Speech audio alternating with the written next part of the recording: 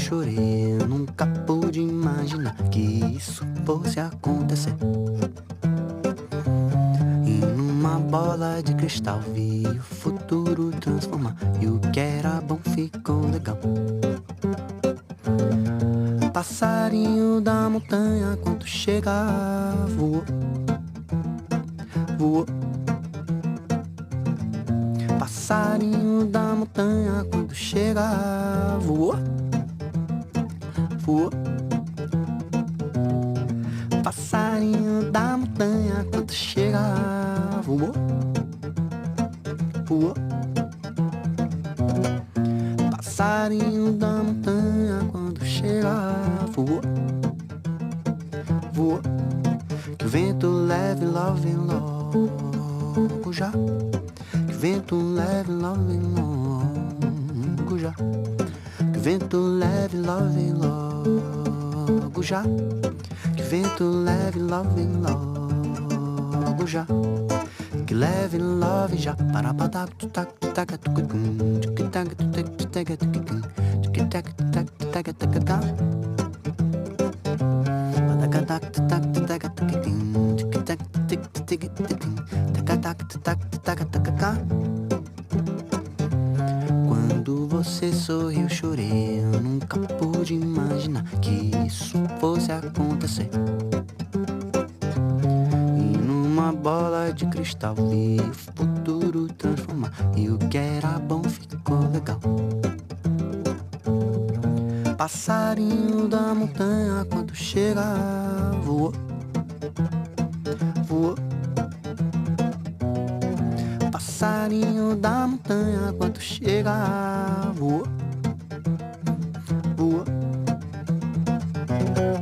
Passarinho da montanha, quando chega, voou, voou. Passarinho da montanha, quando chega, voou, voou. Que o vento leve, love, logo já. Que o vento leve, love, logo já. Que o vento leve, love, logo já. Que o vento leve, love, logo já. Que leve, love já. Para patar, tu papo, tu paga, tu gadum. Paga, tac, tu tac, tu taga, tu gadum. Tac, tac, tu tac, tu taga, tu gaga. Paga, tac, tu tac, tu taga, tu gadum. Tac, tac, tu tac, tu taga, tu gadum. Tac, tu tac, tu taga, tu gaga. Para tac, tu tac, tu taga, tu gadum. Tac, tu tac, tu taga, tac, tac, tu tac, tu taga, tu gaga. Tac, tu tac, tu tac, tu gadum. Tac, tu tac, tu taga, tu gadum. Tac, tac, tu tac, tu taga, tu gaga.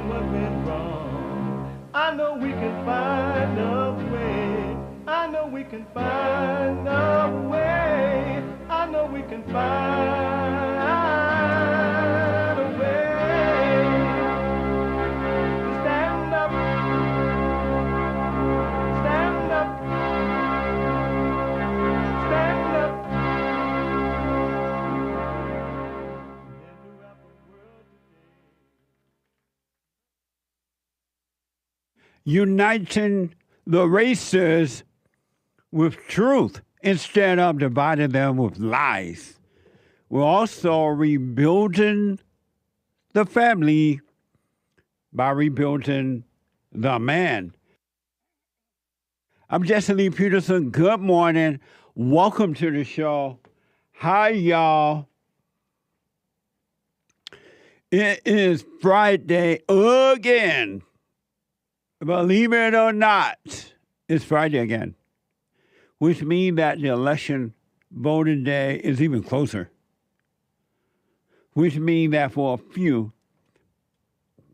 it's the end of the work week, which means for the Jewish people, no working today at sundown, I think. I think after sundown, you can't work anymore till Sunday. You have to walk everywhere you go. And so I think it's at sundown on Friday. And then Saturday, you walk all day. And you push your kids around in a stroller.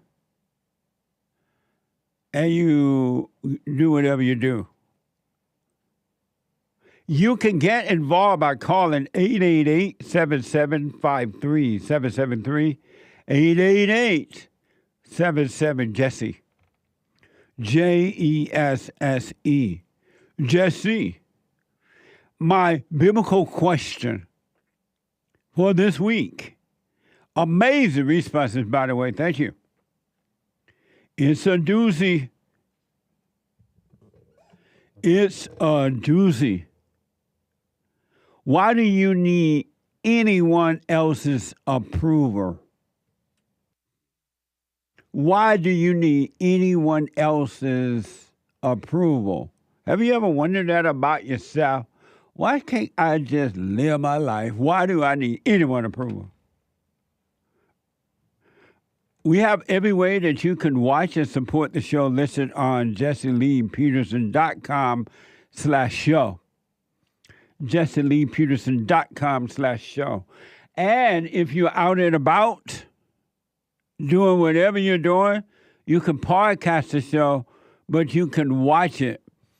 Even if you're Kamala Harris and you're holding a town hall meeting or whatever you're doing, and all you're doing is speaking your word salads, you still can be listening to the show. And when you get back to your hotel, Kamala Harris, you can podcast the show by calling the listen line on TalkStream Live at 605-615-4131. 605-615-4131.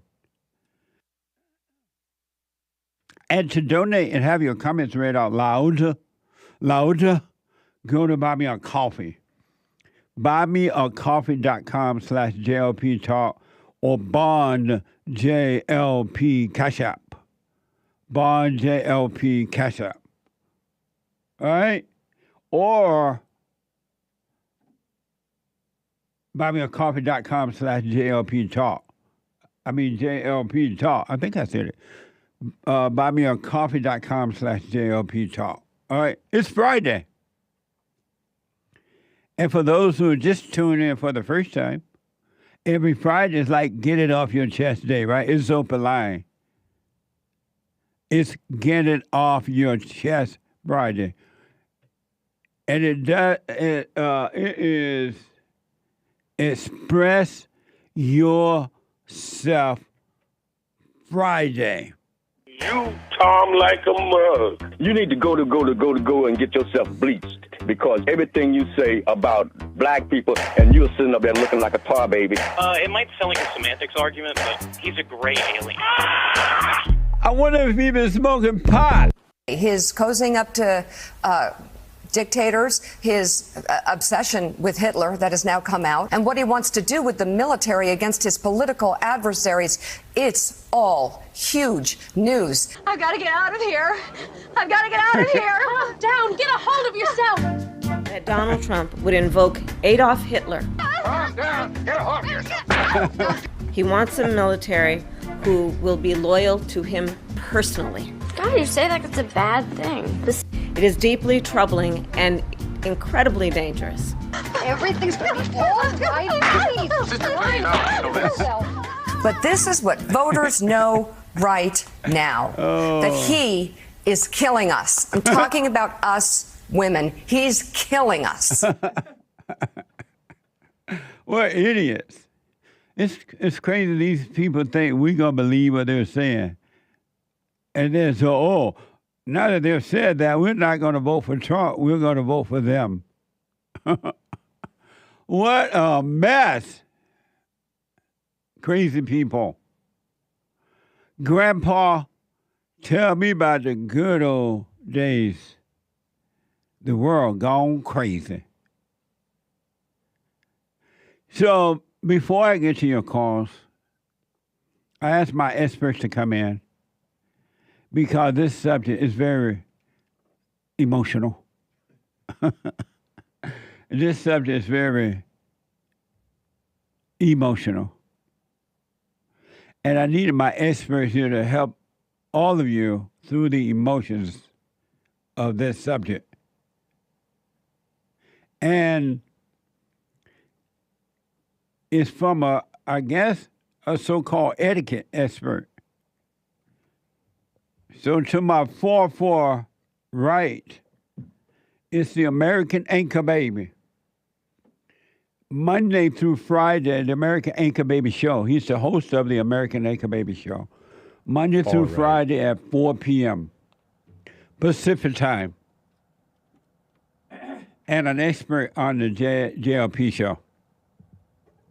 And then in the middle, he black, white on the outside. I mean, white on the inside, black on the outside. JLP Friday TV. Monday through Thursday, even though his name is Friday. JLP Friday TV, Monday through Thursday at 11 a.m. And an expert on the Jesse Lee Peterson Show. Nice. And then to his far right and my left, the Hake Report. Hey. Not the fake report, but the Hake Report.com. Monday through Friday. Calm down. Now get back to your seat. I'll take care of this. Calm down. Calm down. At 11 a.m. Pacific time. And an expert, not 11, but 9 to 11 a.m. Pacific time. And an expert on the Jesse Lee Peterson Show. So I wanted to talk to you guys about this subject. This is so emotional. About tipping. And there's this, I guess, a tipping guideline from an etiquette expert. I've never heard of that, but okay. Tipping cows? Here is, this first is when you should leave a tip. Oh, I got you. We got tipping guidelines from some etiquette expert. We got when to tip. Hold on. This is from the ladies at the Skim, no less. When Nice. should I leave What a is the tip? Skim? The Skim is my one of my morning news sources. And they call it the Skim? The Skim. I thought Skim was two Kim M's. Kardashian's girly clothes line. No, this predates Kim Kardashian. So it's like an online news thing? Uh-huh. Oh, the Skim is? Yeah, they grab information from AP and all kinds of sources. Oh, I see. Yeah. And you thought it was Kim Kardashian? Yeah, then clothes? she got like a thing called Skim, and it's like real tight body fitting clothes. How you know? Bodysuit clothes. How you know? Everybody know. No, how you know? I don't know that. My friend told me. Who knows? Why your eyes red? They're not red. I slept good last night. Stop, You've been stop Googling lying. Slept well. I slept well. He was Googling Skims all night. If you I was black, good. Yeah, I was up too late. if you were black, you slept good. If you were white, you slept well. Apparently, I didn't sleep that well. Amazing. So the first one is Tipping. Is it ever okay to leave less than 15 to 20% when dining out? we don't have anything to put up. Well, I have an image, but it would take us off. I Oh, thought okay. stylistically, I was thinking it would be more interesting to keep us up. Okay. All right. No That's what I problem. was thinking.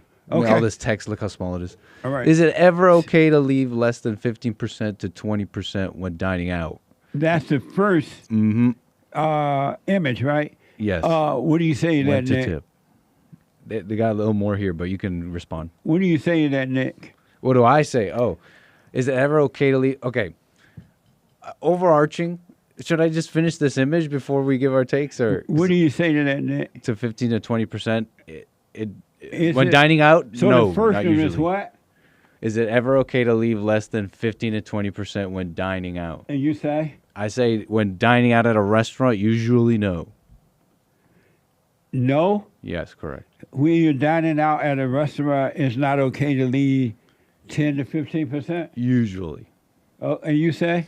I'm confused on the question. So are you saying it's not okay to leave less or more? The question is it ever okay to leave 10 to 15%? Is it ever okay to leave less than 15 to 20% when dining out? Oh, yeah. To me, I think it's definitely okay. To leave less than 10 Yeah. to 15%? Because it's based on, to me, I base it on, and maybe I'm cheap, maybe I'm not, but I base it on how I'm feeling in the moment. Oh, you cheap. You black. Maybe so. But I base it on how it goes in the moment. You know what I mean? Like if they're good waitresses, and they tend to be for the most part pretty good, then I'll tip what I feel is what I want to tip. But I don't like no standard expectation of what I need to tip. Right. And then you say it is okay or not I say okay? usually no. Basically, the take on tipping is this: you tip where you go, where you frequent. Okay, you even tip a place that you wouldn't normally tip if you frequent it and you like it. That's pretty much my standard, my criteria. And you leave 10 to 15? Service, yeah, or more. It's service, and if it's a place I frequent, and I probably frequent it because I like the service. And who told you to leave 10 to 15%? I always heard that, so it seemed I always use it as my baseline because I always heard it. Oh, So I use okay. it as my baseline, and I'll go below or above that depending on how I feel. Oh, okay. That's just what I heard. Is it ever okay to leave 10 to 15% tip? I reluctantly say yes. It's okay to leave 10 to 15%? Yes. And why you say yes? Hake of the Hake Report. Because, like Nick, I'm trained to tip between 15 to 20%. So it's a training. Who trained yeah, is you it a that? train? So it's a training. Who trained me? Whoever said that. Everybody always said that growing up. So tipping for most people is textbook. Oh, yes. On that part, Textbook yeah. On learning. the percentage, it's all I got. Yeah. What? On the percentage, that's all I have, right? It's always, Society. Yeah, it's always had to be 15 to 20%. Said who? So it's a teaching. Yeah, the people. What people? The people that I heard growing up when I was a kid and when I was a young adult. What if you don't want to leave that much? You just want to leave 3%, 2%, a dollar. That's why I reluctantly said yes, because God loves a cheerful giver. That's right. And if you only want to do that much, then you should do that cheerfully, and they shouldn't be bitter about it. Is it cheerful if it's taught to tip 15% though? I'm taught and I'm cheerful, so Well, there I you don't go. know. There you go. God knows my heart. I don't even know my heart. He knows. I don't like the fact that somebody somewhere telling me how much money I can and cannot leave. I know. Of my money. Yeah. I get that. Yeah. I get you guys now. No, I Before hate that, all the rules around tipping. Yeah. I hate all the I came up with my own thing, but the amount what to tip, that came from training. It's Right. like in my mind, I'm like, I don't like all the rules on tipping, so my own rules are like I tip good if it's a place I frequent and I like the service. But what's good? That was taught to me. Good is 15%. Yeah. And the restaurant make the decision, right? Yeah. sometimes. Sometimes, you mean they add the charge? Yeah, they make the decision how much we should tip. Sometimes they have suggestions at the bottom of the receipt. Right. They go 20, 25. They go up to like 25% tip suggestions sometimes. That's crazy. Yeah, that's weird. If anything, it make me want to tip less when they tell me what to tip. Right. And But this you is shouldn't why be influenced by that. This is why you should not. This is But why I know, but it makes you want to rebel. This is why people don't like waiting on black people in restaurants.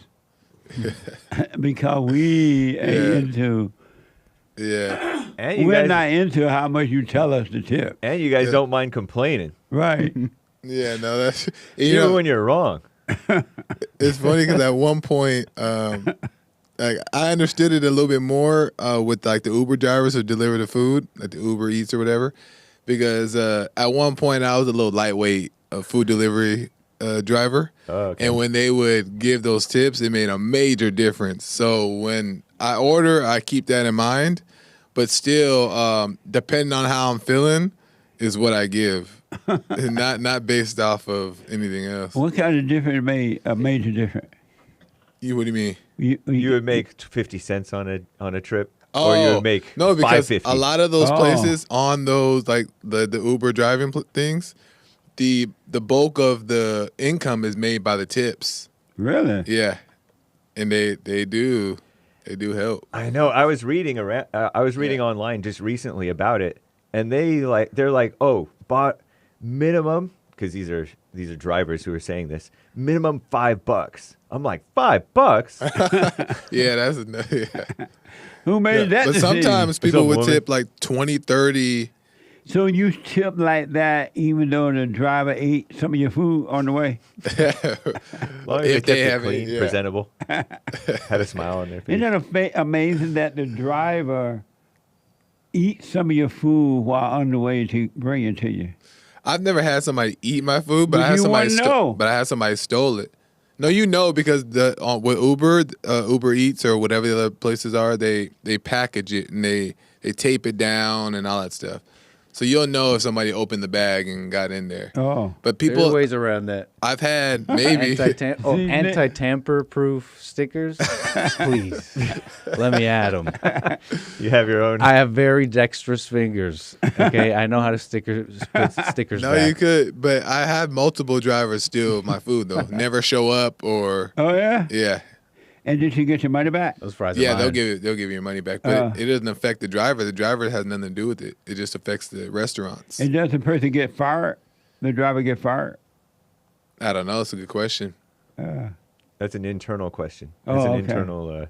Now, a lot of blacks will lie that they didn't get their food, or that it came in messed up, or they missing something, or A lot order of was blacks wrong. would lie? Yeah. How you know? I assume. Racist. I started to say I heard, but I'm not sure if I heard that. A lot of blacks. No, but people will lie because yeah. they'll just abuse it, and then they don't question you. They can't question you. Oh, The customer's always right. what a mess. Yeah. And so the net. But back to the tipping. Yeah, Nick. No, I mean we What? could go on more images. I was just gonna say something about tipping in general. What's that? I mean, honestly, the tipping thing is you have to have a more mature outlook on tipping. What I'm trying to say is it changes with what the service is. Like, for example, you always tip a bartender. Like, every drink you get at a bar, you're sitting there and they serve it to you. You always tip a bartender. Oh, you do? That's just because look, I've been missing the it mark. comes from a time. It comes from like when these services were. I mean, they're really, think about it. You're getting good at what? Serving a drink. Like, what is it that you're building? No, you're just providing comfort, and so that the culture was always to tip those kinds of people. I mean, they don't do much else, but now they get paid minimum wage. So the audacity of someone telling you how much to tip is mind blowing to me. Yeah. I feel like you would tip more, to your point. I feel like you would tip more if you didn't tell me what to tip. Right. Yeah. Absolutely. Yeah. Now, like Joel had the experience of having worked in the service industry as an Uber Eats driver, and everyone I've talked to or worked with who worked in the service industry before, they tip minimum 20%. Minimum. Oh, when you worked? No, I never worked in the service industry, but everyone I know who worked in the service industry, they tip a minimum of 20%. no, but let's say Do the they bartender, understand? every drink is just like $1. That's me. I was You're just sitting at the bar. Yeah. See, that's also a silly way to have 50% of your mind for everything. Right. That's silly. Like if you're in the drink situation I'm describing, that's like a $1 every beer or something. So here's when you should leave less than 15% tip. Here's when you should leave less than a 15% tip. When to leave less than 15%. The average tip is this whole thing. The average tip says here is 15%, and a nice tip is 20. There are some instances when it is acceptable to leave less. However, there are a few guidelines that we have to follow. If you receive bad service, that service might have less to do with the server and more to do with the kitchen staff. Blame the kitchen. You have to remember the server did not prepare your meal. Instead, focus on how the server did. Make your grievance known and address the server. If you cannot get any resolution, then talk to the manager on duty. If they can fix it, great. If not, then this is when you allow your tip to reflect the service.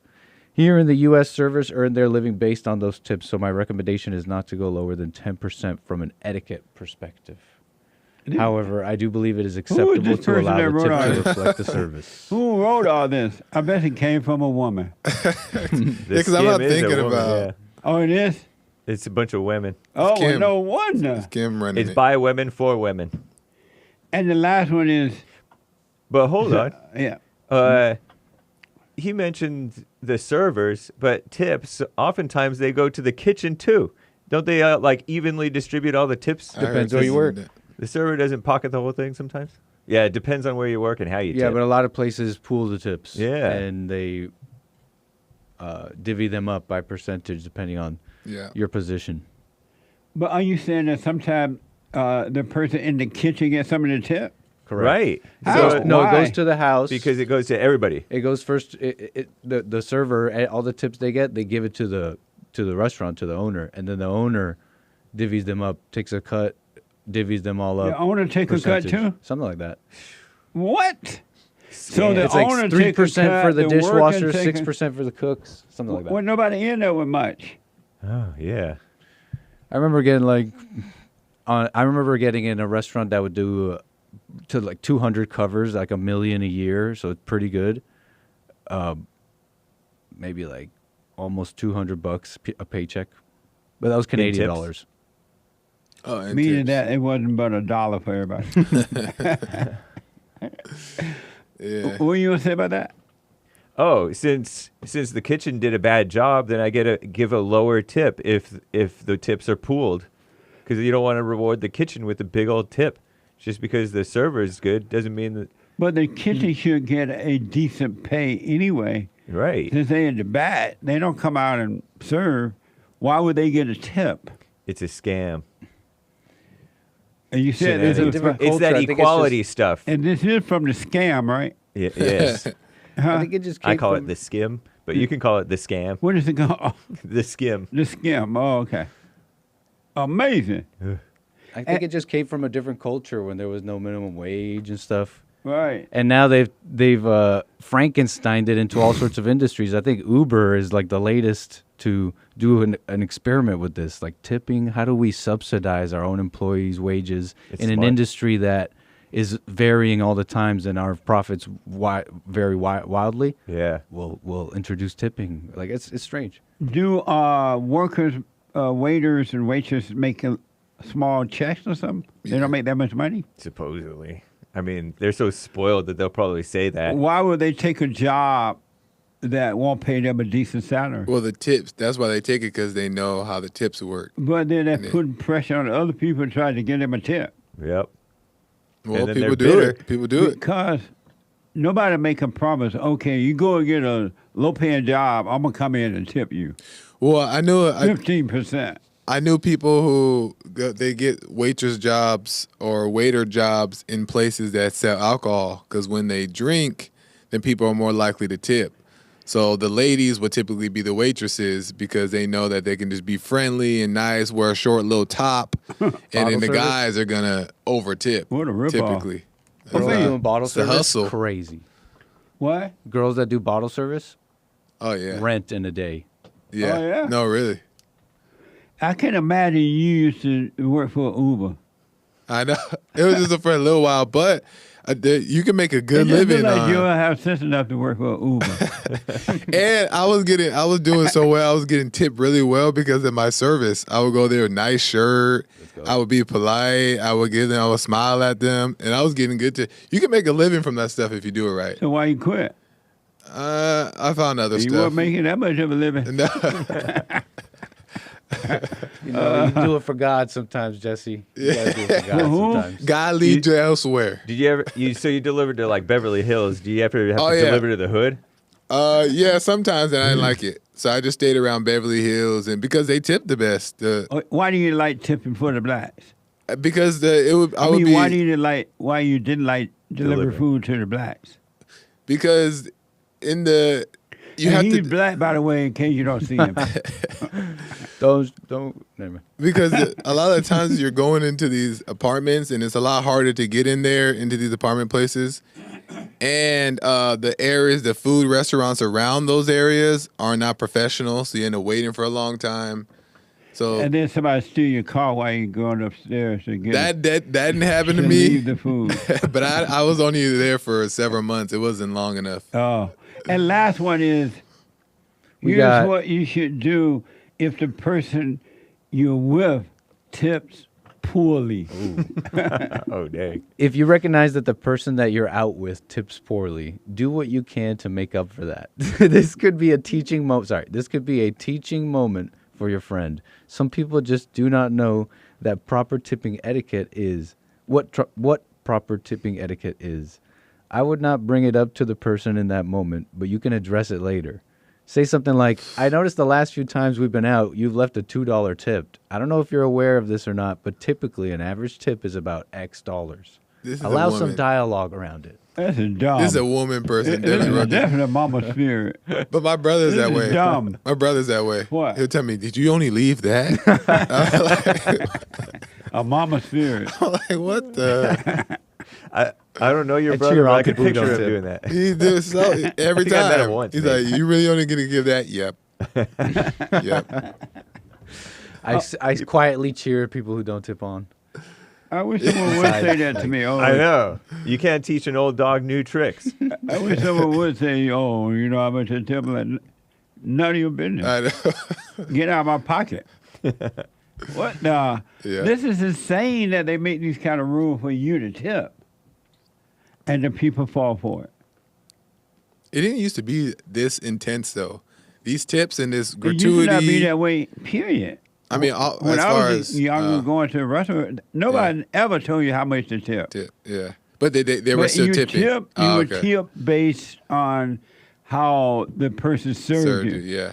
Their personality. But growing up, even for me, there's always been tips, but there was never like as much as it is now to where it's built into some of the bills now to where your tip is included. You don't get a choice if you want to. It's included in the bill in some of these restaurants. I know. Were you taught, had you ever heard the 15 to 20%? Nope. Until lately, over the years. Yeah. But not growing up at all. But you grew up in the country. Right. Interesting.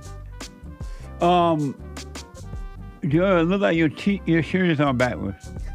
On backwards? Does the shirt look like it's on backwards? It's pulling Check it the up. seam. It's modern. Oh. It's like one of those white shirts. Are you sure you're not sleepy? I'm not. My shirt's on backwards. My eyes are red. We gotta go. You must have went skating. Back in a moment. Thank you, guys. I read or heard that some Republicans are starting to pull their advertisements from Google or whomever, right? Because so many conservatives are being shut down, discriminated against, shadow banned, and all that kind of stuff. So conservatives are starting to fight back. It is happening to us too. I'm just taking it one day at a time. But you can go to jlptalk.com and find all the ways to support us. You can check out rebuildingdemand.com and support our nonprofit organization.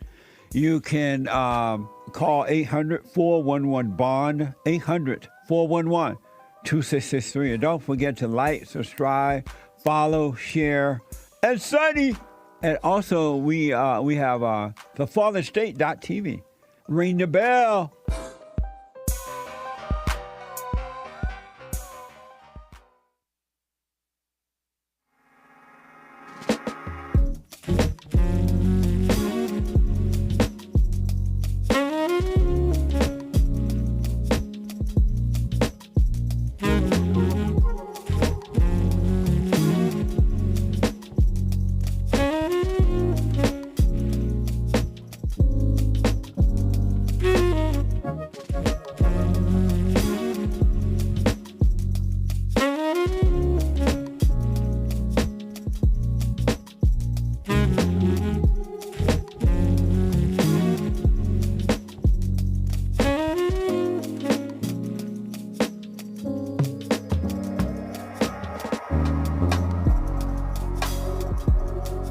Okay, folks, welcome back. 888-77-53773.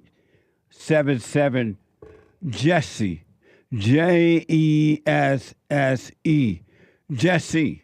So, the Hake Report is coming up at 9 a.m. this morning. From 9 to 11 a.m. Pacific time, the Hake Report. And then at 12 noon today, a brand new episode of The Fallen State. So the Hake Report is at 9 a.m. to 11 a.m. Pacific time. And then a brand new episode of The Fallen State.tv. I had a very interesting talk with Pastor Artur Pawlowski, and he is a Polish-Canadian pastor, street preacher, and political activist. Watch this. Next time on The Fallen State. I saw you throw the police out of your church one day. Out!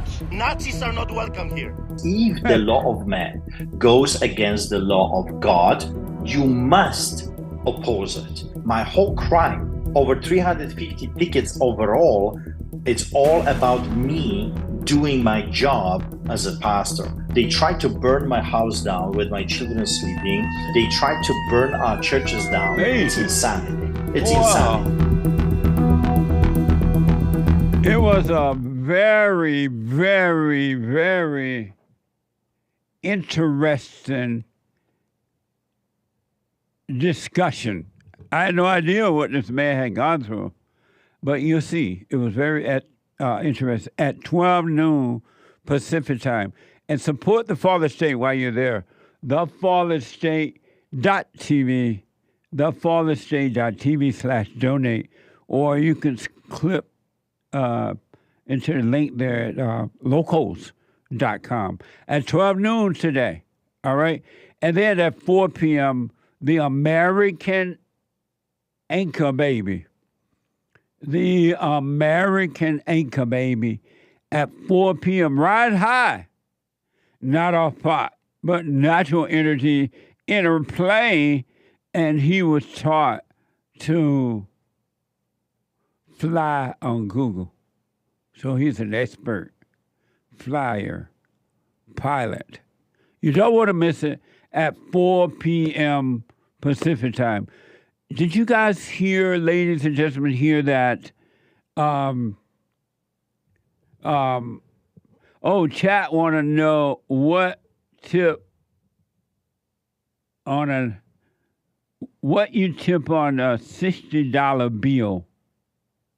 If the bill is $60, what should you tip? What should you? Where are you? $60 bill where? But it all depends on where you are. To me.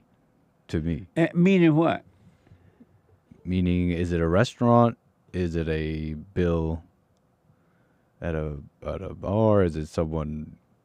For some reason, I don't see. I'm looking and I don't see you anywhere. I hear you, but I don't an apparition in the sky. And so you're saying it's all depending on where you are. If you for should me, tip, but you would tip for me. But chat wants to know what you would tip or what I would tip. What you would tip? I don't know if they want to know what I would tip. Yeah, I put $8 to $10 on it. $6 to $10 on it. That's is the amazing. range here we're talking. Okay, that's fellas? Another meal. Just a lesson here for you. That's another meal. American Anchor Baby.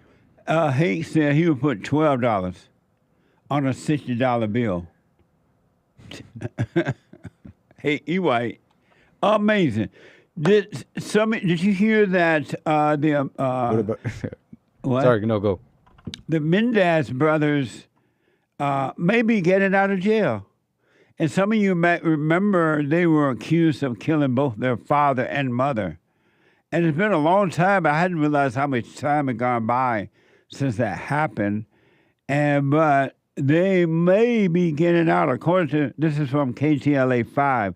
Los Angeles County District Attorney George Gascon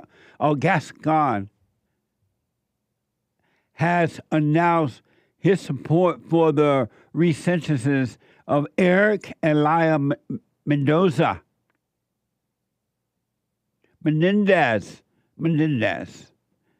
who were convicted of killing their parents more than 3 decades ago. I didn't know it's been that long. Watch this from KTLA 5. After a very careful review of all the arguments that were made for people on both sides of this equation, I came to a place where I believe that under the law, resentencing is appropriate, and I am going to recommend that to a court tomorrow. LA County District Attorney George Gascon making announcement today in the landmark case of the Menendez brothers. Gascon requesting the brothers' prior life sentence without the possibility of parole be rescinded and they instead be sentenced for murder. This would make them immediately eligible for parole, paving the way for their release. And I will never imply that what we're doing here is to excuse that behavior, because even if you get abused, the right path is to call the police. Gascon recommending a resentencing after prosecutors reviewed new evidence in the notorious case, which began on August 20, 1989, when Lyle and Eric Menendez fatally shot their parents, Kitty and Jose Menendez, in the family's Beverly Hills home using a gun they had purchased just days prior. Lyle was 21, Eric was 18. Prosecutors alleged the brothers killed their wealthy parents for financial gain. The defense argued the brothers acted in self-defense after enduring years of sexual abuse by their father. Amazing. Amazing, huh? They had heads full of hair when they went into prison. They came out bald. What? At least one of them. I think one of them was bald, actually. Before young. he went to prison? Right. I thought when I saw both of them right now, they looked like they had full of hair. I could be wrong, but I believe one of the Menendez brothers was bald and had like either some problem or had lost his hair somehow. Oh, and I actually see. wore a wig. Oh, I see. Yeah. Amazing. Here's a little bit more about the story from KTLA 5. The DA's decision reflects the truth that is hidden for so long, and I am grateful for his leadership. At the time, there were 2 trials. The first ended in a hung jury. The second, a first-degree murder sentence with no parole. The Menendez brothers' legal team asked prosecutors to take a second look at this high-profile case with newly surfaced evidence, like a letter Eric wrote to his cousin detailing the alleged sexual abuse before the murder. Also, a former member of the boy band Menudo coming forward alleging Jose Menendez, as a music executive at RCA Records, sexually abused him when he was 14 years old. I believe before Thanksgiving they will be home. I still believe that.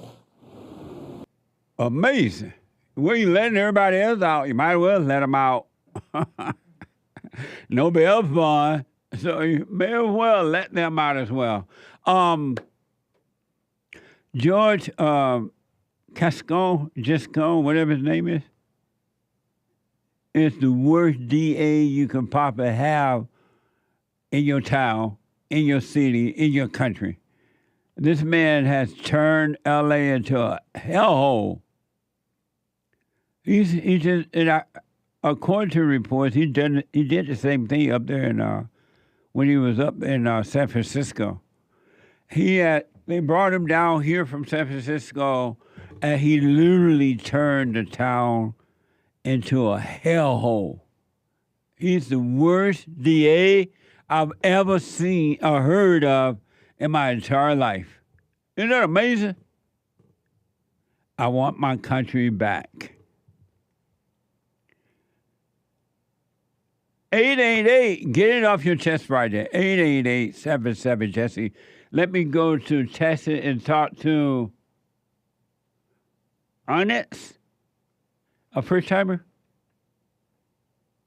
Let's see here. Oh, Jesse. ONYX, welcome to the show. You're on the air. Good morning, sir. Well, it's actually a pleasure to talk to you once again. I believe I called this show around the year 2020 to discuss some relationship issues I was having at the time. And okay. We set up a counseling session with you, and I was able to make a clear decision. Now, guess what? I'm back in the same mud again. What happened this time? So I got divorced recently. Well, not recently. I don't know. That's in the past now. But 2021, I was divorced. 2 years later, I met a nice little lady again. And she was nice at first. And then she ended up turning out nice on nice. And now, I did the whole beta thing of, having her move in with me and going through hell and back. And eventually she ended up getting pregnant by myself. So now we're having even more issues. And I was silly enough to think that, having the kid would change things. But that's not the case here. So I just need some help making a decision now. I know you said that if the woman's abusive and she's giving you hell and back door in jail and do all that stuff like that. We already been down that road, see? But now I'm at a point where I think my ego's getting to me, where I'm having my first child.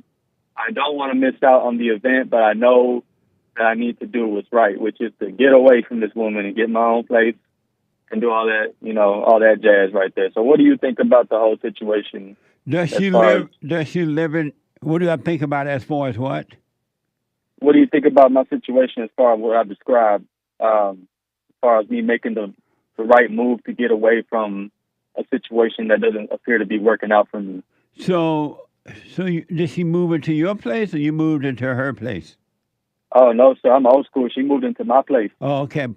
And with your first wife, did you have children? No, sir. Oh, good. But with this woman, she's pregnant now for you. Yes, sir. And we're not married. We're not married at the moment, so it's more of a pregnancy out of wedlock. What made you repeat the same thing over again after going through the hell with your wife? Well, I think it had to do with a lot to do with being lonely after the divorce. So I didn't really give myself time to heal. And I'm only telling you this because I've been watching your show lately, and I've kind of been picking up on the gems you've been dropping. Right. And so, so I realized it was because I was lonely and I didn't want to be alone. And when I met this girl, we had a lot to relate on. I was in a relationship, then the marriage with my last woman for about 7-8 years. And so she was also in a relationship for about the same amount of time. So that was kind of grounds for us to relate on. But then as time went by, I slowly but surely began to realize, like, maybe this isn't going to work out. But even still, I tried to force it because I wanted to keep somebody in my life. You understand? And then you made a baby with her, and you thought because you made a baby with her, you should stay with her? Yeah, I thought the attitude and everything would change because, I'm a working man. I go to work, I come home, I take care of her, and I really don't have a life outside of that. Really? And so, I just try to do the whole provider thing like my father did. But funny story is, I did talk about this with my father, and I realized I'm going through the same thing he went through with my mother. Yeah. Every couple go through the same thing. Some situations might be different, but it's the same thing. And relationships don't work because of that. Right.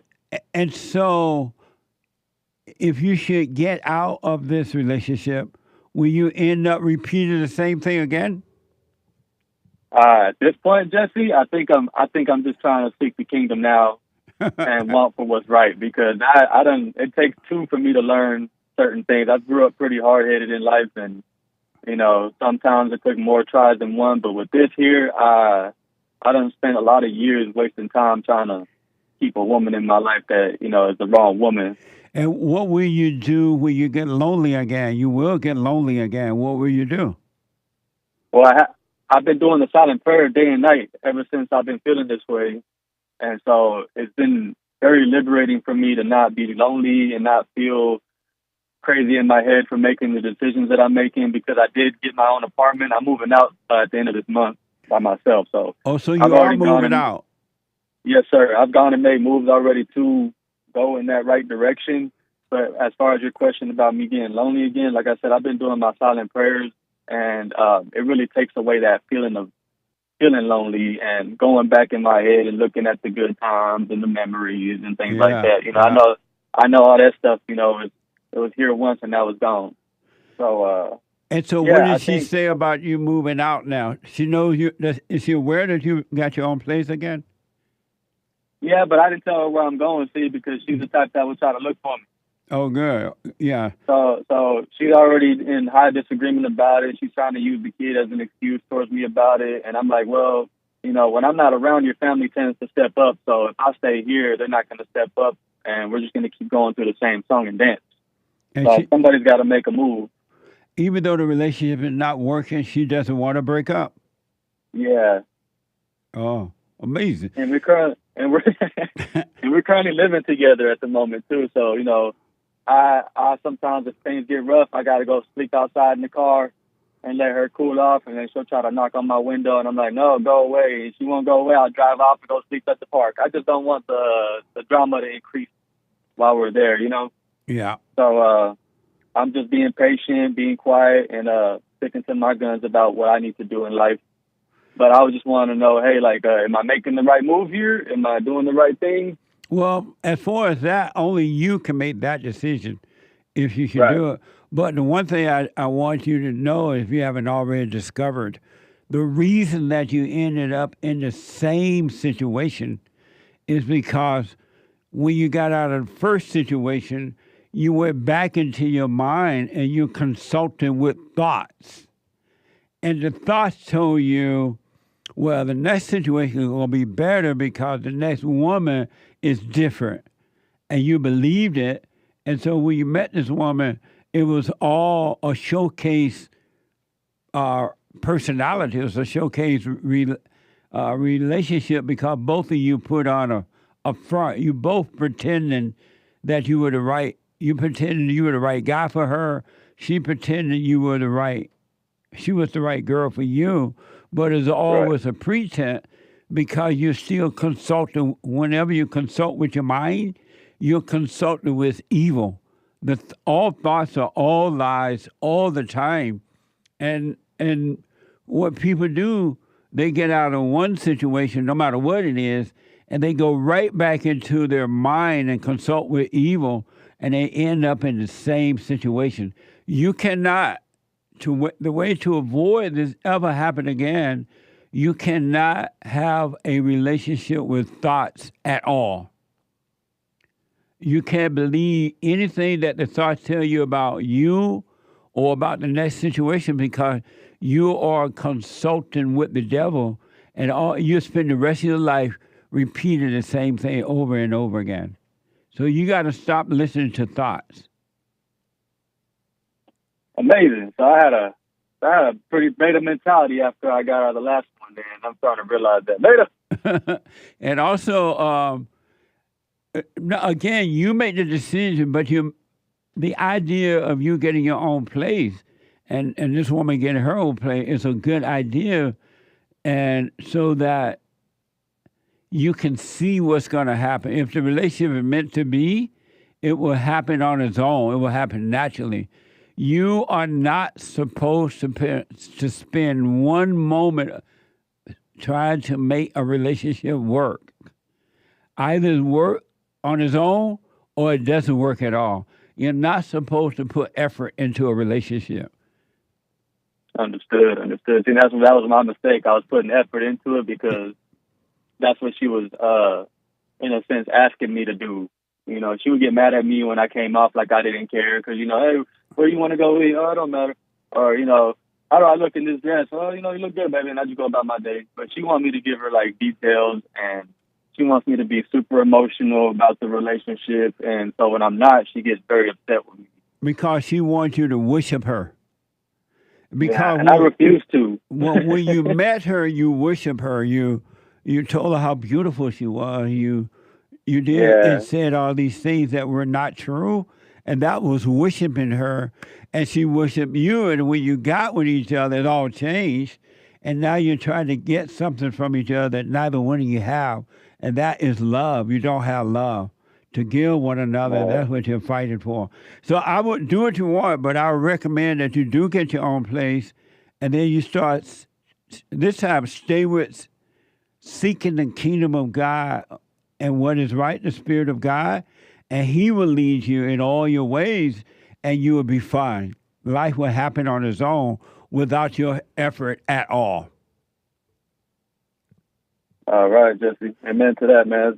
That's the kind of game that I needed because I was really conflicted about what was going on concerning my kid being in the mix and whatnot. Well, the kid, unless she has overcome her anger, she's going to screw your kid up. And there's nothing you can do about that.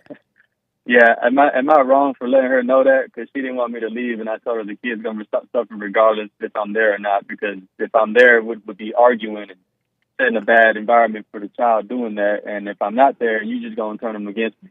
Right. And the reason that because she's not upset that you're leaving because of the kid. She's upset you're leaving because you no longer will be around to wish of her and to make her feel good and to do that. Mothers don't care about the children at all. It's never about the children. Yeah, I had that same talk with my mama when I went to go forgive her. Yeah. You know, I told her straight up, I was like, hey, you're terrible at your job, but you did the best you could, you know, and, you know, I still love you, you know, but not like that fake love. Well, she took it as a what the type of moment, you know. She had to sit back and think about what I said because I didn't really plan to tell her. I just kind of was there visiting one day, and it just came out of me. I just took her to the room and told her, hey, I need to talk to you real quick. Yeah. And the talk didn't last no more than 10 minutes. I mean, she took a minute to soak up what I had told her, and then she told me, well, I did the best I could, you know, like every mama say. Yeah. I did the best I could, and, you know, then she started talking about my daddy and all that, and I was like, well, don't be blaming my daddy either, because y'all were young. See, my mama got pregnant when she was 18. My daddy was about 23. Yeah. So, you know, I remember growing up with my mother after my dad had left at a very, like, you know, at her young age, which, you know, I'm at that age, too. I'm 30 years old. She was about 30 raising us, me and my sister. Amazing. So, I got to Can you hold on a minute? Yes, sir. Hold on. Let me take a quick break. When I come back, straight to the phones. The hate news, not the fake news. 2 more hours to go. Open line Friday. Back in a moment.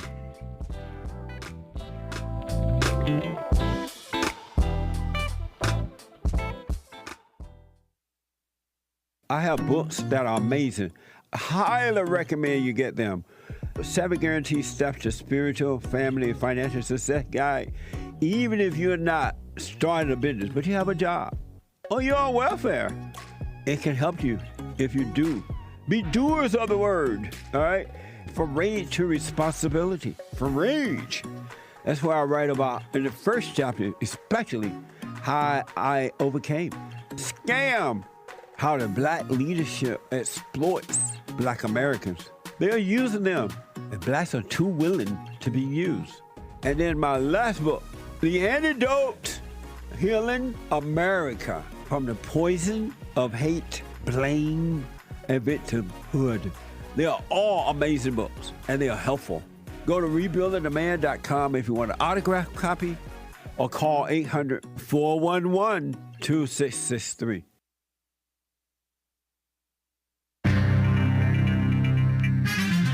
A whole lot of mess going on in the world. This is the end of hour 1 of the Jesse Lee Peterson Show. It is Get It Off Your Chest Friday, October 25th, AD 2024. The lines are full, guys. JLP will be right back to your calls, and we'll get to your super chats as well and some great stories. But first, fake news, not fake news.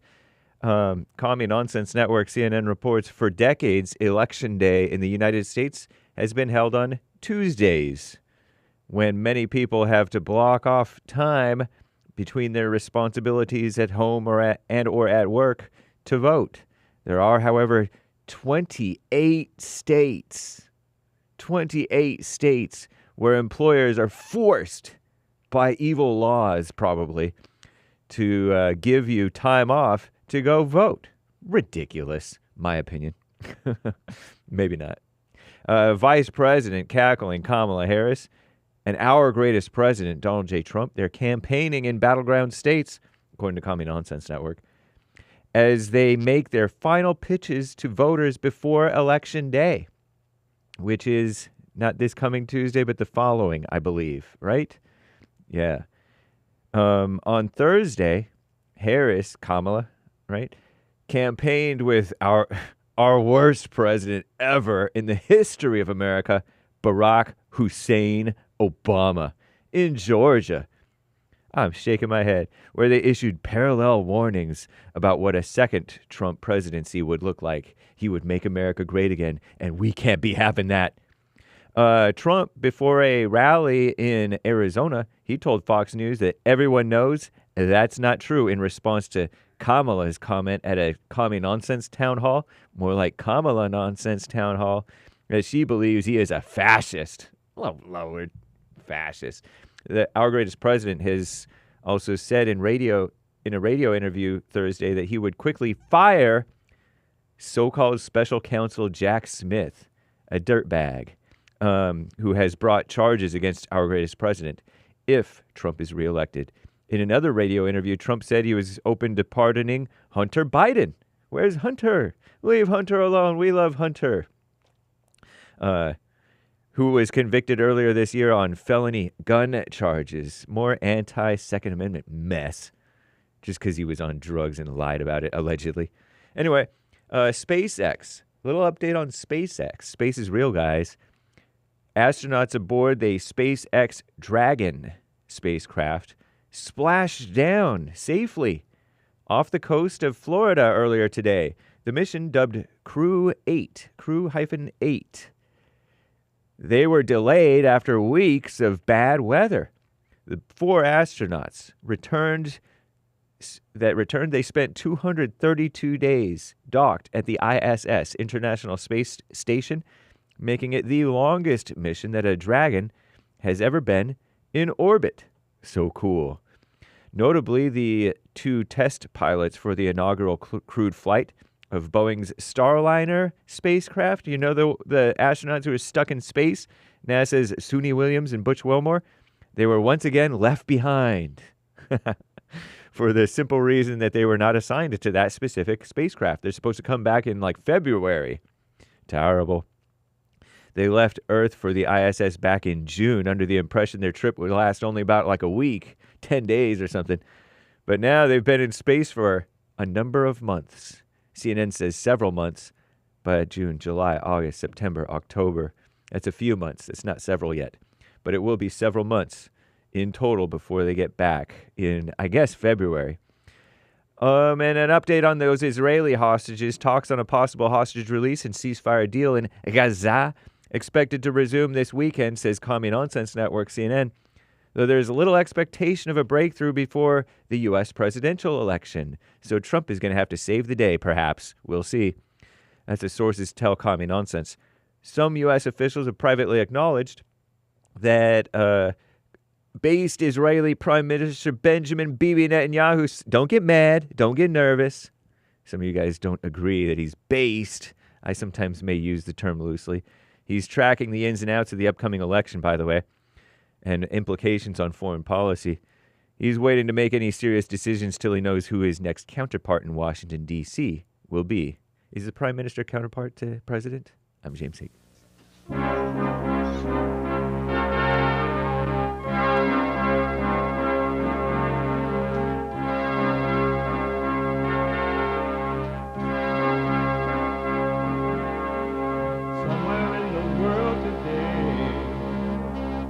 Got to stand up strong, think the truth about themselves, to understand what went wrong. I know we can find a way, I know we can find a way, I know we can find a way to stand up, stand up.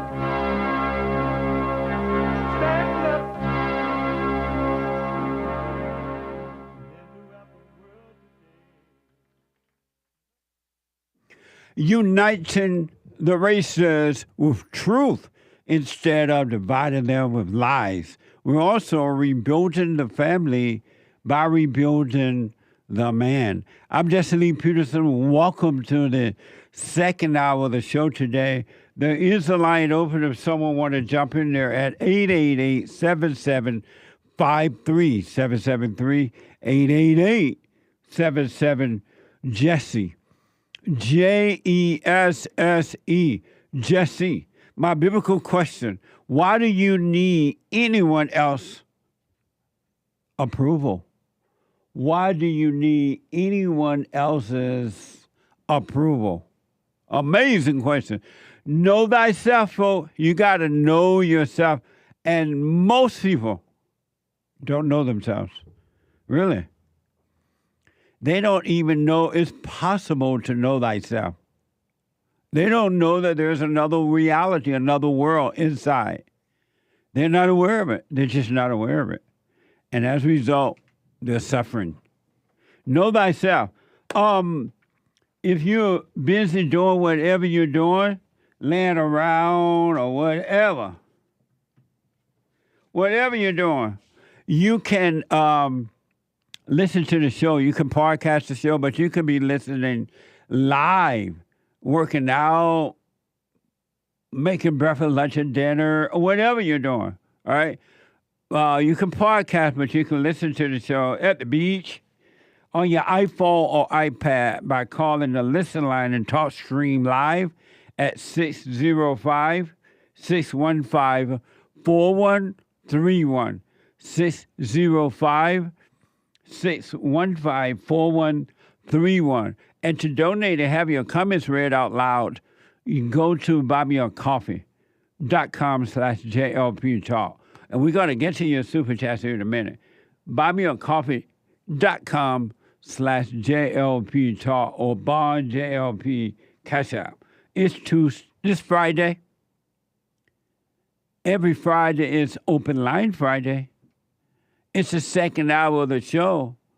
It is Express Yourself Friday. You Tom like a mug. You need to go and get yourself bleached because everything you say about black people and you're sitting up there looking like a tar baby. It might sound like a semantics argument, but he's a great alien. I wonder if he's been smoking pot. His cozying up to dictators, his obsession with Hitler that has now come out, and what he wants to do with the military against his political adversaries. It's all huge news. I've got to get out of here. I've got to get out of here. Calm down. Get a hold of yourself. That Donald Trump would invoke Adolf Hitler. Calm down. Get a hold of yourself. He wants a military who will be loyal to him personally. God, you say like it's a bad thing. It is deeply troubling and incredibly dangerous. Everything's going to be all right. But this is what voters know right now, that he is killing us. I'm talking about us women. He's killing us. What? No. You're killing yourself. Amazing. So I want to go quickly back to, who was I talking to? ONYX. Oh, yeah, ONYX out of Texas. So ONYX is, he was married. He broke up with his wife and ended up with another woman, same situation. And now he has a problem with that relationship and he's moving out of it. And ONYX. Yes, sir. Okay. One thing, do you realize when you felt lonely, what did you learn about that? Because you said it was loneliness that caused, one of the things that happened, you felt lonely, and that's what caused you to go and get the same woman over again. A different woman, but the same thing. What did loneliness feel like? Man, loneliness feels like, I can't say the word on your airways, but it feels like the B word, man. You know how women just keep nagging, we got a word for that? Right. So it feels like I'm being and complaining to myself, and it's like I'm making it all about me. Oh, I'm lonely. Oh, I ain't got nobody next to me. Oh, I'm bored. I need somebody to talk to. Let me talk to this nice girl. Maybe I should call her over. You know, like, it gets to that point where you don't see why the first time it happened. You just go back and do it all over again. And so, and will you repeat the same thing over again? Oh, nah, I don't intend to. And if I do, then I'm not going to call you back. Amazing. Do you realize there's no such thing as loneliness? Yes. Now, currently, at this point in age, I do. But when I was in a few years ago, I didn't. And why do you realize now there is no such thing as loneliness? I think, one, because I've been doing the silent prayer and I've been watching my thoughts like a movie kind of in my head and watching, you know, the part 1 of ONYX and the part 2, and now we have part 3, and it's like, well, is it going to be the same ending to the last 2 movies, or is this going to be a different ending? You know, so I'm shooting for a more positive, different ending. But on top of that, it's also because I've been listening to your show as well and hearing the other young men that been calling, going through similar situations. I'd be like, wow, you sound like me, you know. But at the same time, everybody's situations are kind of similar. I think in the Bible it said we all go through stuff, but we're going through similar things. And then, I just kind of took that and ran with it. You know, I just didn't really want to be a part of that issue anymore, and I'm hoping that I can find something better to do in life instead of just, you know, being a beta male. Well, here's what I recommend. Do what you want. Now that you are starting, it sounds like you're paying more attention to you. You got to realize that there's no such thing as loneliness. There is no such thing as you. You do not exist. And all those thoughts and feelings that you will get, they are not you. They are not real. They are just illusions in your imagination.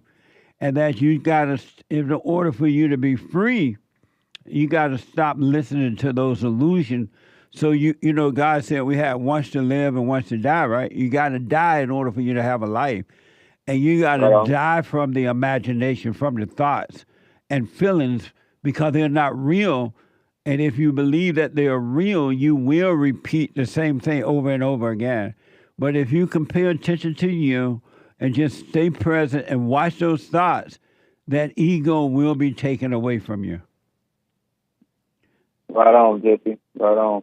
I also had another question, like a kind of food for thought thing for everybody in the room.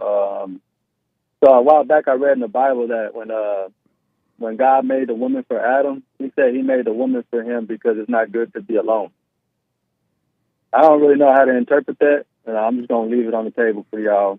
Meaning that God wanted Adam and Eve to make some children without him having to do it with his hand over and over again. It was just so they can come together and create children. Gotcha. It's not like he was doing it so the man wouldn't be lonely. He wasn't doing it because the woman was special. He wasn't doing it for the reason that you've been told. Yeah, I've been told plenty of reasons on that scripture, and I feel like that's part of the reason why I started that little cycle. You know, going to church and going to non-denominationals and Baptist church. I've been all around them churches, but they all seem to be kind of saying the wrong thing. One of the problem is that most, 98% of human beings cannot live with themselves. They can't be alone, and because they think that the false self is them, and they keep wishing evil, calling it good. But until you can learn to be alone, and when I say learn, until you see what it is to be alone, you're never going to be any good with anyone. Not on.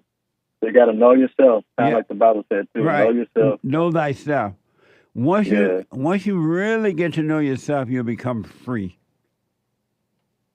But that opens up a lot of, that's an eye-opener for me. I don't want to take too much of your time. I just want to say I see why Jesus was moving the way he was, because he knew he was connected to his Father. He knew himself. Life, he didn't let nobody else's actions bother him. Yeah, life is about every man and every woman is yearning for a return to the Father, but Satan is telling them they're yearning for something else. If they had more money, if they had a bigger house, if they had a wife, or if they had children, if they had a family, if they had friends, if they had this or that, if they could be the next president or this or that, Satan is telling them that will make them happy, and none of those things will ever make you happy. It's a yearning for the Father. It's not a yearning for a family or children or anything. So just work on Understood. this time. Just work on yourself, and don't be mad at that woman because she was already screwed up when you met her, and you were already screwed up when she met you. And two screwed up people got together and gave their hell to each other. So don't be mad at her. It's not her fault that you have to deal with your own issue, and it's not your fault that she has to deal with it. We're already screwed up, all right? Yes, sir. All right. One time for the biblical question about the approval thing. Why do you need anyone else's approval? I think that is split up into certain things. Some people need approval for. No, why do you need anyone else's approval? Oh, why do I personally need approval? Yeah, the biblical question is why do you need anyone else's approval? Oh man, I'm so sorry. I misunderstood that question. I had a whole answer for that. But for me personally, it's always a good, easy to answer about somebody else, but the questions are set up for you to know yourself. All right. So let me rephrase my answer then. So for me personally, I don't really need anybody's approval because I think the results for how I perform and what I do in life is not in my hands. I think it's just a natural thing. Some people are looking for a certain thing. Some people are looking for, a certain type of person or criteria to fit a certain type of job. And if I can't perform to those standards, I mean, it is what it is, and it wasn't. Amazing. Well, I'll put my little 2 cents in on Sunday. Thank you for responding. And stay with the prayer and watch your imagination and do nothing about it, all right? Yes, sir. Thank you, Mr. Jesse. It was good to talk to you again. I hope to talk to you in the future now. You too, buddy. I wish you well. All right, likewise. Thank you. All right. 888-7753-773. Let me go to Carla out of Florida. Carla, welcome to the show. You're on the air. Hello. Hi, Jesse. Hey, good to talk with you. How are you? I'm good. I'm doing good. No woman is good.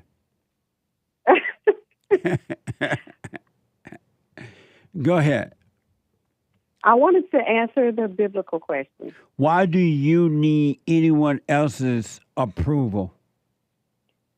Because I worry about repercussions. Because people, if you don't go along with what they want you to go along with, they take it out on you. They can, like you always say, they'll form an army, against you, make things hard for you. Just make things hard and difficult for your life. Amazing. And that's why you need their approval? Yeah. So if you, Interesting. get their approval, then, you show that you're going along with everything and you're going along with the program and kind of keeps them off of you, and so how do you makes your life go a little smoother sometimes, I guess. And how do you feel when you're going along with someone to get their approval? Terrible. It feels that I'm not being authentic.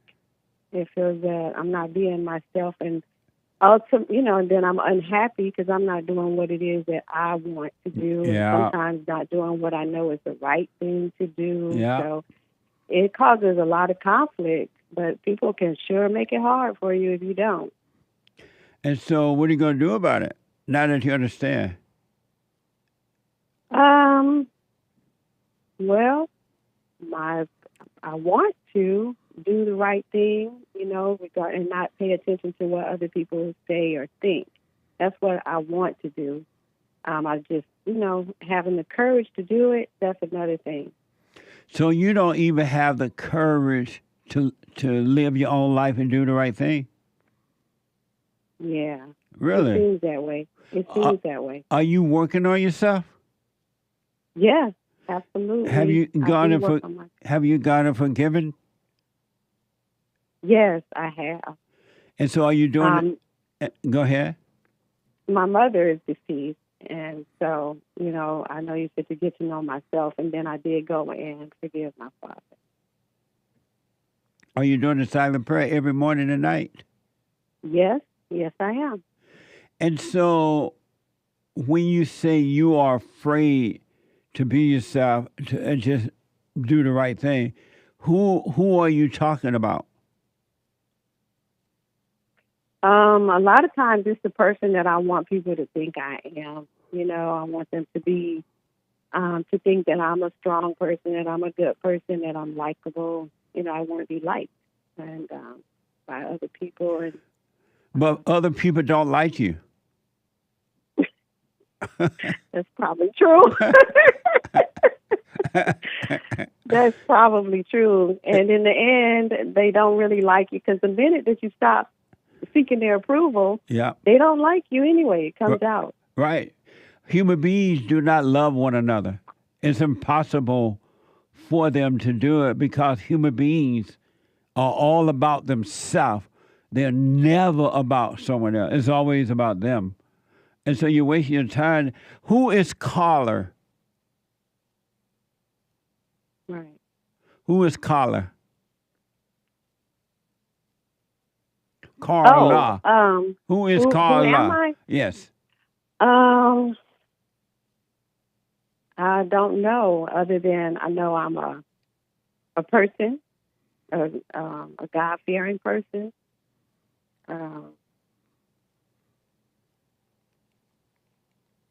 A woman, mother, have a job, a child of God. Ultimately, I guess a child of God. I do know that.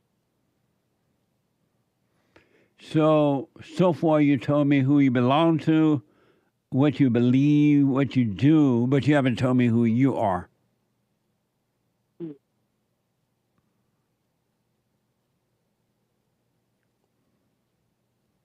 I guess then I don't know. Who am I supposed to be? What am I supposed to be? But the best part of me was always you, and now I'm falling to pieces.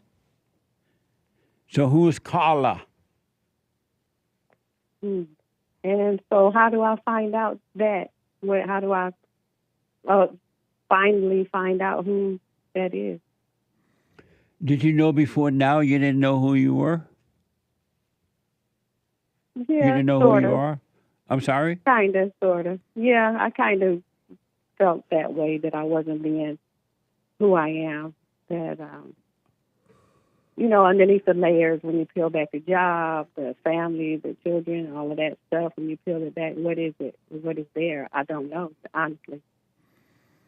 So why did you say all those things that you were, that you do, and who you belong to, and you fear God? Why did you think those things were you? Just things that I identify with, things that I think would sound good, would get approval, from other people, the oohs and ahs, that's good for you. Just things that I think would be acceptable to other people. You're a good mom, you're a good person, you're this, that, and other titles, that I think people that would be acceptable. Why do you live thinking about what people think and what they want? Why do you live that way? I guess, in a way, and I thought about this, in a way, I am kind of addicted to the approval. I need to have that approval, and so I kind of steer myself in that direction, take a job that I think that other people will admire, do things that I think will get other people's approval. So I just kind of build a lot of my decisions on that, what I think other people would think is acceptable. What a sad life to live, huh? Yeah, it is. It comes to a point where you are just not satisfied, you're not happy. And so why do you think you fear God, and yet you're so into what other people think? How is that possible?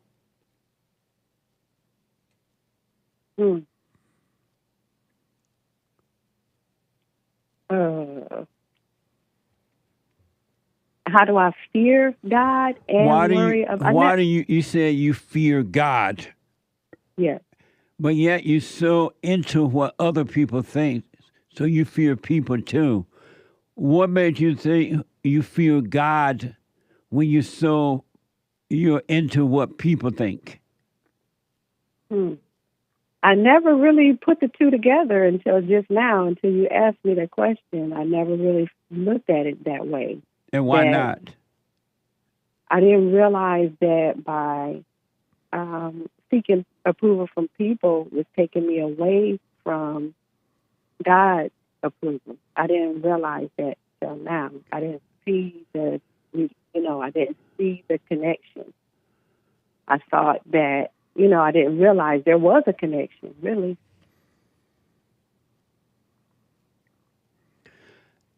Do you believe that it's possible to fear God and think about what people think? You can't have but one God. You can't serve but one. And you're serving people and you think you're serving God. Wow. When you put it like that, I guess it's a choice. Like when you put it like that, now that I realize that to serve other people means that I'm moving away from God, that makes a big difference. That puts it in a whole different perspective. It kind of makes me want to. It gives me the courage, really, because of course, I care more about what God thinks.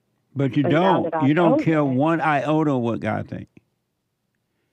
How do you? Let me ask this: why do you think you care about what God thinks?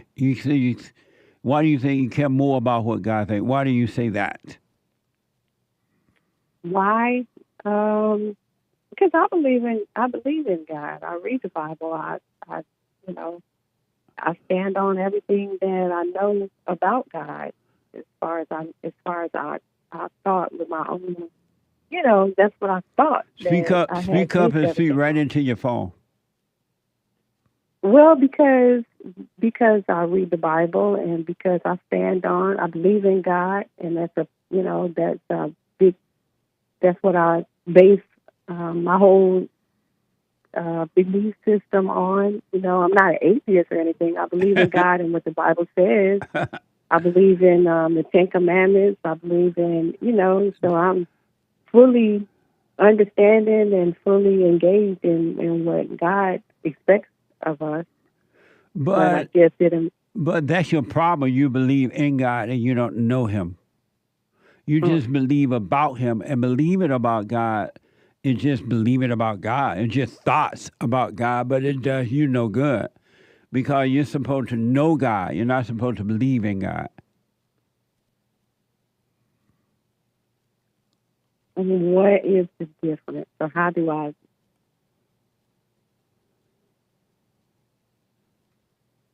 I'm sorry?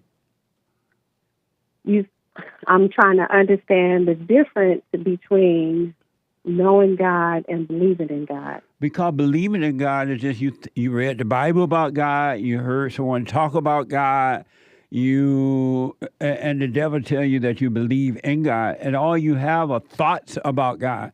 And a thought is just a thought, it's just a thought. It has no meaning, right? And that's why your life is not working, because you just have thoughts, you have ideas about God. If you really want to know God, you got to stop thinking about God. Okay. All thoughts are all lies all the time. And you're just thinking yes, they about... are. Yeah, and you're just thinking about God. And you read the Bible, and the devil's telling you, and then these blind people are telling you that you believe in God because you read the Bible, you quote scriptures, you know the Ten Commandments by rote, but it's just all thinking. And that's why God said, bring every thought into captivity. All thoughts are all lies all the time about anything. Some of the most miserable people on earth are Christians who believe in God. All they have is thoughts about God, ideas about God, and thoughts and ideas about God is not knowing God. It's the same as having thoughts and ideas about Martin Luther King or your friends or somebody. It's just thoughts. It has no meaning. Mm. You got to stop thinking about God. Then you'll come to know him. He said, my children shall know me by my voice. Mm. Okay. So here's what I recommend. And if you do it, it's going to work. You'll be fine. You got to stop thinking about God. You got to live from within. There's another life within. Not without. The life without is nothing but misery. Look around you. Nothing but misery with the life from without. Wars and backbiting and jealousy and envy and strife and hatred and false love. And it's just because you're living from without. You want to live from within. The kingdom of heaven is in. You want to live from there. So what I recommend, you do the silent prayer and you watch those thoughts. Stay present. Watch those thoughts, and you will start to have a real life. You will know God, and you will stop. Sometimes those. You will stop thinking about what other people think or don't. It wouldn't matter to you. You wouldn't even think about it. Mm. That'll be nice. I look forward to that. Yeah. As those thoughts come, I've been watching the thoughts, like you said, all the thoughts. Come back so to your quick. phone and speak up a little bit. Okay, yeah, I've been watching the thoughts, and they come so quick before I can even really fight them off, before I feel like a superhero fighting off thoughts, before I can even get a grip on them. They come so quickly, and they blindside you, and they come from, sometimes it's hard. Is there ever an end to the thoughts? I mean, come back to your phone. Come back to your phone. What it is only because you've been one with those thoughts for so long. You're not able to catch them. You have been believing all your life that you are the thought, so you're not catching them. But whenever you find yourself with the feelings, just realize you're in a thought. Come back to the thought. Don't judge or do anything. Just practice coming back and being aware of the thought. And that's all you need to do. You live with it. You live in it and do nothing about it. And it will be taken. There are evil spirits in your mind, and they will be taken away from you. Just come back. Okay. Just come back to them, but do nothing about it. Don't try to escape. Don't call it good or bad. Just watch it, and the light of the God of the Father will take them away from the darkness away from you. Okay. And don't call them you. Stop calling them you. All right. All right. I wish you well. Let me know how it goes. Thank you. I will. Thank you, Jesse. You're welcome. 888-775-3773. A quick break. Back in a moment.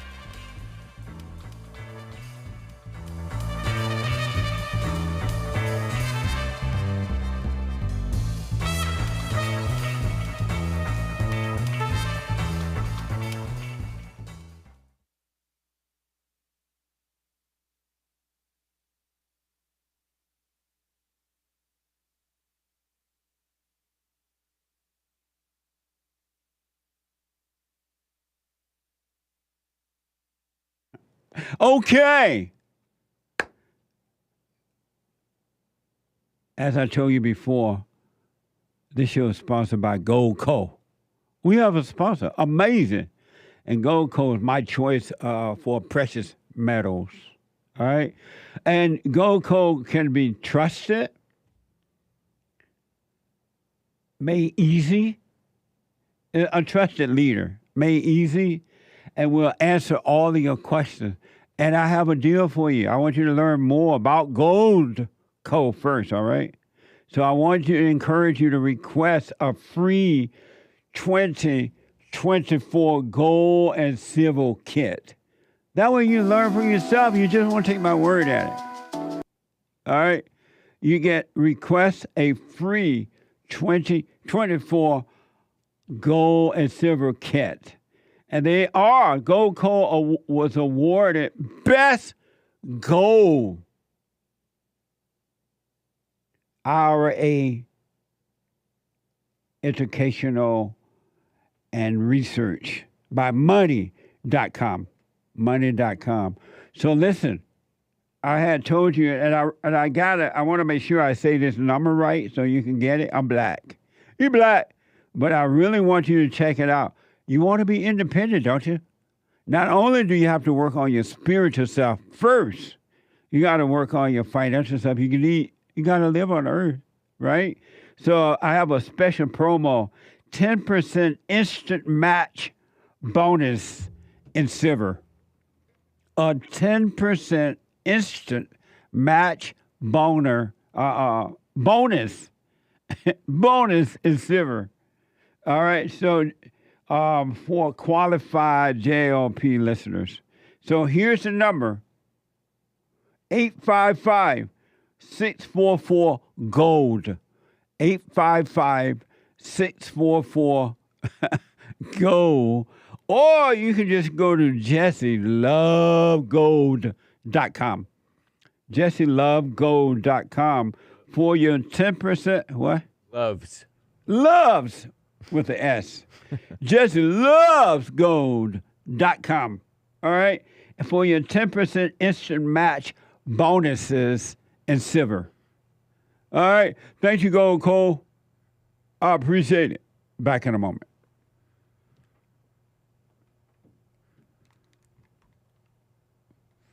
How about that?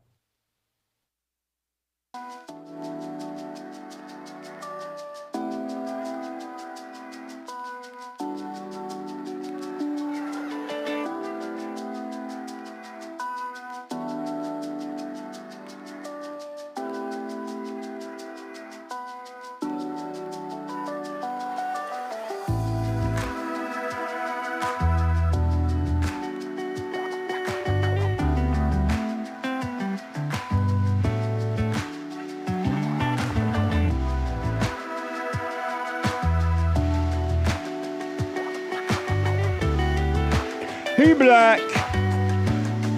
It's bonus, not the other word.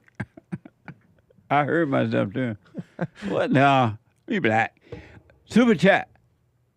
Super chats. On X, yesterday I missed it. Lynn says, Lynn88Truth says, oh, does that mean all those people praying over/for Trump are actually praying to Satan? Yes. Dang. Did you see everybody kneeling and putting their hands on Trump recently? He was sitting in the middle. Where was he? They were praying over him. Where was he? On a chair somewhere, indoors. Oh, yeah, when did this happen? I don't know, but I saw a tweet from that gal, Riley Gaines, the swimmer who complains about the transgenders. Oh, Lord. And she tweeted something, and somebody said, Destiny posted, "This is so cringe," something like that. Oh, amazing. Thank you. Pastor thank you, Lynn. Pastor Chatelet yesterday, another one I missed. Here I was thinking we finished all the super chats. Pastor Chatelet on Rumble, if you are a Christian and you're afraid you're lying to yourself and me, you cannot be a Christian and have fear. Beta. That's for sure. Fear is not from God. He did not give you a spirit of fear. That is strictly from evil. Amazing. Thank you. Also on Rumble, Buddy1205 on yesterday, a person who goes to church without a Bible is like going to war without a sword. Therefore, use the relic and knock people over the head with it. Amazing. Thank you. Thank you, sir. Being enlightened till I rise, 3 coffees. Morning, gentlemen. Happy Friday. Morning. Jesse, question. I understand that I'm evil when I identify the thoughts as me. Does that mean I shouldn't correct my wife at all? As the identities fall away, I find I don't correct her at all. We're both doing the silent prayer and have both forgiven. I'm asking for those moments when an overreaction comes about from not being aware. Thanks, Jesse. You're welcome. I don't know what you mean by correct your wife, but I mean, if she's angry or kind of overreacting and she's not aware of that, you can bring that to her attention. She needs to calm down, right? But you can't correct her. No one can change another person. You can't even change yourself. So And it's good that both of you are working on yourself, because it's really difficult if one is working on himself, him or herself, but the other one is not. You have light and darkness right there fighting, and the darkness is trying to overtake. So if you mean bring it to her attention if she's like overreaction, yes, but only she can work on herself spiritually. No one can change her. Amazing. Thank you. Bert bought a coffee. Hey, Jesse, I called the other day. I finally stopped all distractions, videos, games, etc., and faced the thoughts. It was very peaceful, then overwhelming sadness and loneliness. Should I have forgiven first? Thanks.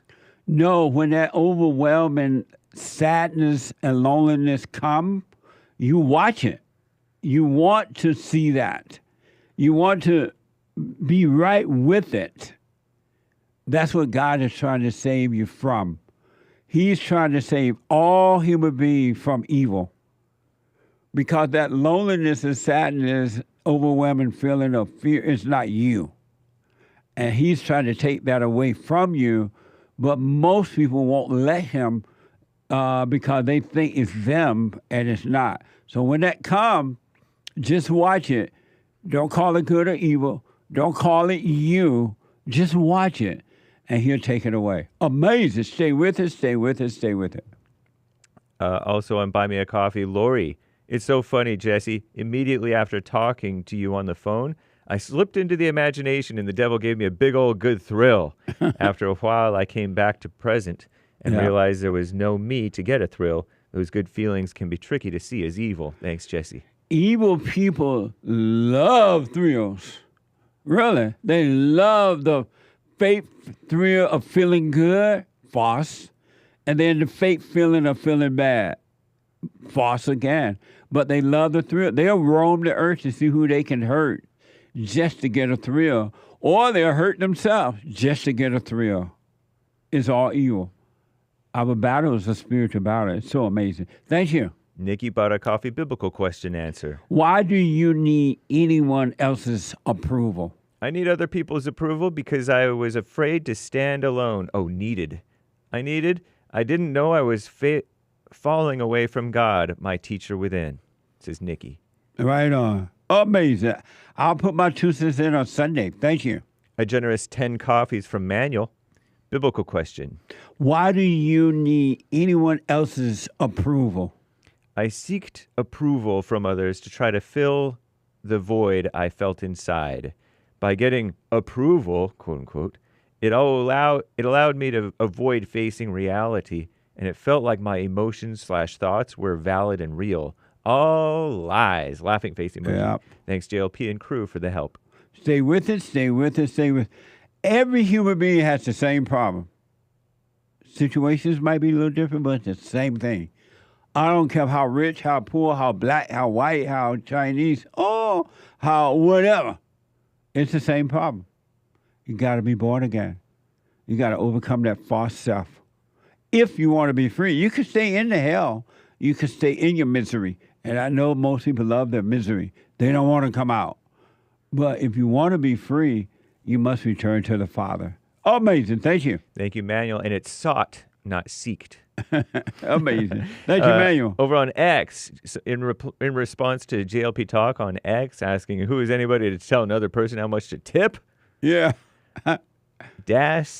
Something. No one outside America tips. Oh, yeah? In other countries, they don't tip? Not much, anyway. Nice. Amazing. Thank you. 2 coffees from Gregatron. This is a response to the tipping conversation. A restaurant manager told me to always tip cash because cash can't get taxed, according to him. 2, a bartender told me they split the tips evenly. That way the pretty lady or best personality lady doesn't get a majority of the money. Wow. Nice. 3, last point. I worked as a runner at a convention center, person who runs the food and drinks to the concession stand. Not only would the concession people get tips, but they'd split it with the runners. I hear restaurants split tips with the bus boys, too. Sorry, this wasn't pithy. What a mess. Thank you. But you're supposed to report your cash tips, right? So that you do get taxed. Report it to who? To the IRS. Do you know we are being taxed for everything now. Yeah, it's crazy. Everything. There's nothing that we're not being taxed. Don't they tax your Social Security too? I think they're probably. I believe I heard, I could be wrong, y'all might know out there, but I think they tax your Social Security, which is already taxed when you make it, when you work and you get your check. They've already taxed it once, but when it's time to retire, they tax it again. That's and then crazy. if you die, or when you die, and you have some land or a house or something you want to leave your family, they tax that too. Yep. The family got to pay for taxes on that. They tax everything we do. That's insane. It really is. How did we allow that to happen? You voted the wrong people. They even tax for daycare service for women who don't want to stay home and raise their own children. Yep. They tax for that. They make you pay for that. They make you pay for medical care, health care, so-called health care for other people. Yep. They make you pay for the homeless. We are in prison. Slaves. Highway robbery. It is indeed. Amazing. Evil Thank you. government. Amazing. One last quick super chat. Yes. Over on Buy Me a Coffee, Mr. Pink says, I sincerely miss when Jesse used to sing the Hake Report, la, la, la, at Hake for minutes on end. With Hake's, Jesse's singing again, patient/impatient face. Used to make me laugh so much. Amazing. Amazing. I was singing the other day, the Hake Report. The Hake Report, the Hake Report, la, la, la. That's not even a song. But thank you all. And thank you, guys. That's all for now. Yeah, I appreciate it. Thank you. Let me go quick to a first-time caller out of Pennsylvania. Ron. Ron, welcome to the show. You're on the air. Welcome, Jesse. He black. He black. Welcome, Ron. I'm doing well. Thank you, sir. Okay. I called to ask you about truly overcoming anger. That was, it started from childhood with angry parents and angry grandparents raising me, and how that affected me even up to the age of 49 that I am now.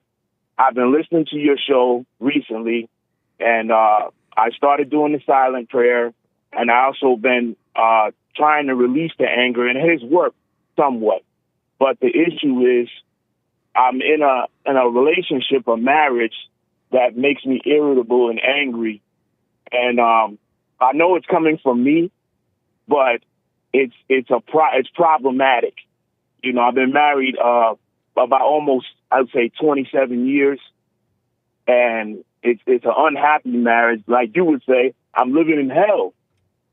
So my question for you is it okay to divorce when you're living in hell with a person and it doesn't seem like nothing is going to change? And also, how to completely overcome this anger. Do I have to go into exile and live completely by myself so that I can learn to release the anger? Number one, let me ask us first. Have you gone and forgiven your parents? I can't say that I did. I got back with my father the last year and a half of his life. Me and him got back on really good terms, and we became really good friends. But I didn't say, I forgive you, Dad, because I wasn't watching your show at the time, and I didn't know that I had to do that. Right. And with my mother, it's the same thing. She died. They both died 6 months apart last year. Oh, okay. So when my mother died, I didn't have any really closure from her either, because I was in hell with my mother pretty much my whole life. Yeah. I went 12 years without even speaking to her. So the last phone call, she did tell me she loved me, but I didn't tell her I loved her back. And now listening to you, I know I didn't tell her I loved her back because I had no love. Right. Absolutely. Well, do you see that they could not help themselves? While listening to you in the last week or two, I realized that they couldn't help themselves. And I told them I forgive them, even though they're deceased. Right on. I talked to my father and I talked to my mother and I said, hey, I forgive you, and I apologize for any wrongdoing I did to them. So I did that both silently. Well, you don't need to apologize for the wrongdoing you did to them. You need to forgive them by realizing just as they couldn't help themselves, you couldn't help yourself. But do and feel the way that you feel. It's not you, it's something else driving you. And just as you can't help yourself, they can help themselves. And when you can admit that you were wrong for being angry at them, then God will forgive you. Because I know now that I'm wrong for being angry with them because of you and your show. And I just came into this realization in the last week. I've been binge watching your videos. And I learned so much in a short period of time about myself. Right on. And I came to the realization that I have to let go of this anger because it's eating me up and making me sick. Yes. Even physically even. Anger destroys every fiber of the body. Everything. It destroys because anger is evil. It's not from God. And anger is not necessary. There's never, ever, ever, no matter what happens in life, there's never a reason to be angry. So you have children with your wife? Yes, they're all grown now, 22, 24, and 26 years old. Okay. And so you wondering if you should divorce her because it's hard to live with her? It's almost becoming unbearable that we're so different and we both learn. I learned this from you. We both came into the relationship as damaged people. Yes. And I didn't realize I was damaged until the relationship started playing out, and I just became more angry and more sad and depressed as time went on. Oh, okay. Do you argue with her? I try not to because I try not to lose my temper. I can't have a conversation with her without her always never taking accountability. She never is wrong. She's one of these type of people. So I can't even talk to her about anything because it's just going to end up in an argument because she never admits any wrongdoing. Oh, okay. Here's what I recommend for now. And then you'll see what to do. One thing will lead to another one. Number one, never argue with her, or anyone really, but never argue with her again. Lay your weapon down. No more arguing. All right? Don't try to prove anything to her. Don't argue with her. Because your anger, the anger you have and the troubles you're having are inside of you. They're not outside of you. They're outside of you, inside of other people, but those are their issues, not yours. And so everything that you're thinking and feeling is inside of you, right? And so all you got to do now, Ron, is do the silent prayer and watch those thoughts. Don't call them you. Don't name them you. Don't call them good or bad, right or wrong. You just watch them because it's just a thought in the mind, and it's not even real. It's an illusion. But because you believe it for so long, you have identified with them, you believe that they're you believe that they're real, and you're overreacting to them. Just watch those thoughts. Let your wife act and do whatever she wants. She's doing it to herself. Don't be angry at her. Don't argue with her, and just work on yourself. You'll be fine. Okay. One question. And you'll see later. You'll see if you should stay with her or not. And if you see that you should leave, you just leave. It won't be a big deal. You just leave. But if you see you need to stay, you'll be able to stay, and you'll have peace, and she'll be miserable. Okay. As far as concerning the thoughts, I understand exactly what you're saying. Don't pay any attention to them because they're not from you. Right. Right. Well, then how can I proceed forward, even in life financially, if I don't try to think about financial solutions? How can I deal with that without thinking? You should think about financial things because those things are practical. And God has given you the ability to do that so you can function on earth in a practical way. You need to live on earth, right? So you need to know how to figure out how to run your business or how to make more money or make your money work. That's how you survive. But don't get a sense of identity from your finance, from other people, or from your house, or from your wife, or anything. Just don't get an identity from it and use it as a tool to function on earth. Okay. I heard in your advertisement that you have a book, a 7-step book. Yes. For spiritual and financial advice, and I'm going to purchase that book. Yeah. Because I need some financial advice, because it's like you know the saying, you have a house full of cars is going to collapse. Right. And that's the way it is in my financial situation right now. Behind in mortgage, behind in car payments, et cetera, et cetera. The sheriff even came to the door with the, getting ready to put you out in however many days. So I'm stressed out financially. So I should ignore those thoughts of stress. Yes. And just use my God-given brain to try to figure out a way financially to move forward. Yes, because you need a place to live, roof over your head. You need food on your table, but don't be trying to get the biggest house in the neighborhood. Don't try to have food that is gonna rot away. A simple meal and a simple roof over your house is enough for today, right? And the next day will take care of itself. And the next day, live a simple life. Don't try to live a life compared to anyone else. Okay. Don't make money a big deal. You just need it to function on earth in a practical way. Well, one of the reasons, I'm not, going to give all the blame to the other person. Right. But one of the reasons we're in this situation is because she always assumed control of the bills. Beta, I know it. I know you're about to say it.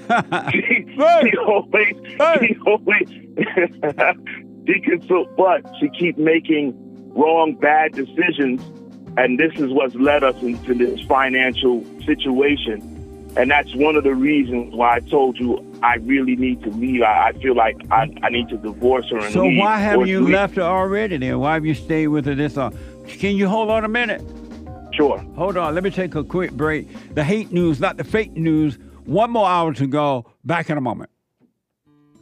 We have a counseling service, and I have to admit, thanks to God, it is the best counseling service on this side of heaven.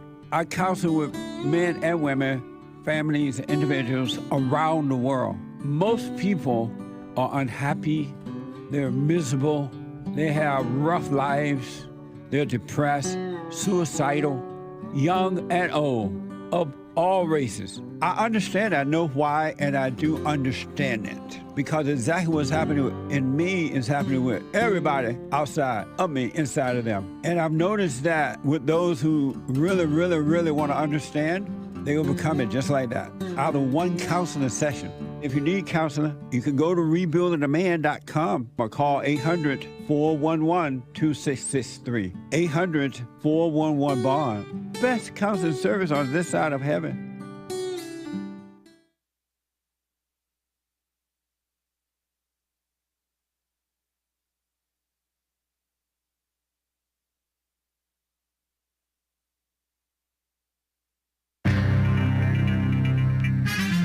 A whole lot of mess going on in the world.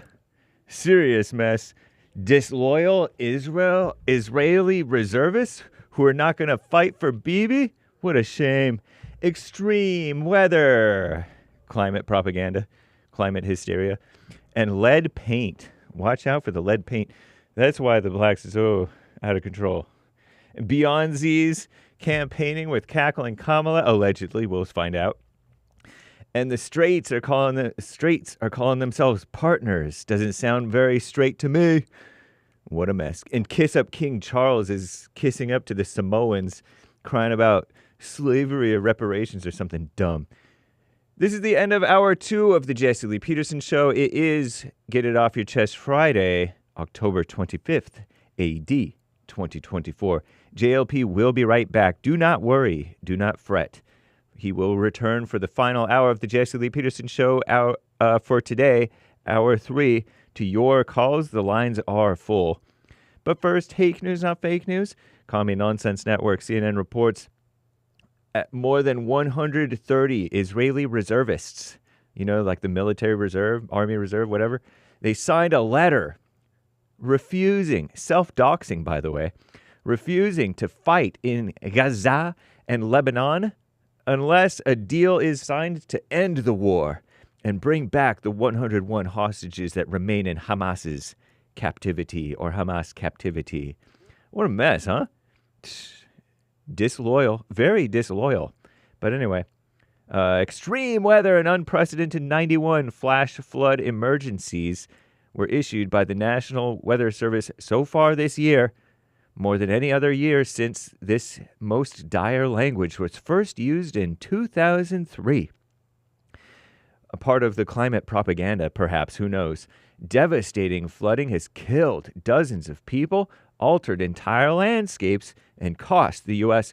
billions, with a B, billions of dollars over the last several months, or at least few months. Climate experts say the most intense rain events are getting heavier and more frequent as the world warms due to fossil fuel pollution, if you believe that, which I do for the sake of the channels, of course. A warmer, wet atmosphere is capable of soaking up more moisture like a sponge and wringing it out in the form of gushing rainfall. Isn't that cool? Precipitation from hurricanes Debbie, Francine, Helene, and male named Milton, you do the math, accounting for about half of all flash flood emergencies issued this year, according to a Commie Nonsense Network review. And lead paint. The EPA Thursday finalized stricter rules for identifying and cleaning up lead paint dust in homes and so-called child care facilities across the United States. Even low levels of lead exposure can hurt brain development in children and lead to lasting health effects, so they say, which I believe, I guess. Lead has been phased out of paints in the United States for decades, but still found in many older buildings. An estimated 31 million houses built before 1978 may contain such paint. Any level of lead detected in a home will trigger the need for action, and a certified lead abatement specialist has to come in and clean it up, and their job will not be considered done till they've reached the lowest levels of lead that our labs can reliably detect. So said a black on the inside White House spokesman. The new regulation expected to reduce lead exposure in up to 1.2 million people in the United States each year, whatever that means. And Beyoncé's to join a cackling, lame-o, ridiculous Kamala Harris rally today, so say sources. Beyoncé, wife of Jay-Z, her appearance at a Kamala rally in Houston today, designed to be one of the biggest closing acts of the campaign. So dumb. And here's a quote from Britain's kiss-up King Charles III. None of us can change the past, but we can commit with all our hearts to learning its lessons and to finding creative ways to right inequalities that endure, saying the Commonwealth should acknowledge their history. In Samoa, they're pushing reparations mess. I'm James Hake. Now back to JLP, Hour 3.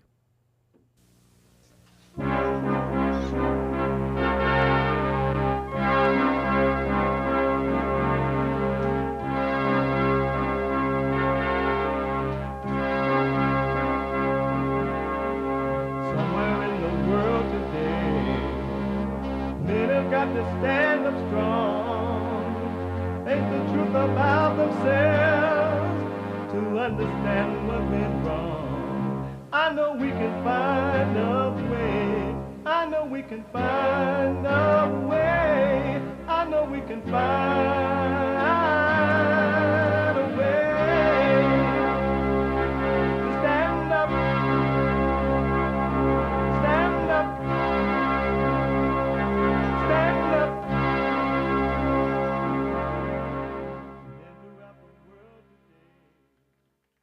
Uniting the races with truth instead of dividing them with lies. We're also rebuilding the family by rebuilding the man. I'm Jesse Lee Peterson. Welcome to the third hour of the show today. You can get involved by calling 888-7753, 773-888-77-JESSE. My biblical question, why do you need anyone else's approval? Why do you need anyone else's approval? All right? You can podcast the show, but you can also be listening live no matter what you're doing and where you are. All right? By calling Listen Line on TalkStream Live at 605-615-4131. 605-615-4131. And to donate and have your comments read out loud, go to Buy Me a Coffee. BuyMeACoffee.com/JLP Talk. BuyMeACoffee.com/JLP Talk or Bond JLP Cash App. Bond JLP Cash App. It's Friday. It's Get It Off Your Chest Day. It is whatever is on your mind. Express yourself Friday. Tom like a mug. You need to go and get yourself bleached because everything you say about black people and you're sitting up there looking like a tar baby. It might sound like a semantics argument, but he's a great alien. I wonder if he's been smoking pot. His cozying up to dictators, his obsession with Hitler that has now come out, and what he wants to do with the military against his political adversaries. It's all huge news. I've got to get out of here. I've got to get out of here. Calm down. Get a hold of yourself. That Donald Trump would invoke Adolf Hitler. Calm down. Get a hold of yourself. He wants a military who will be loyal to him personally. God, you say like it's a bad thing. It is deeply troubling and incredibly dangerous. Everything's gonna be all right. Sister, what do you know? Handle this.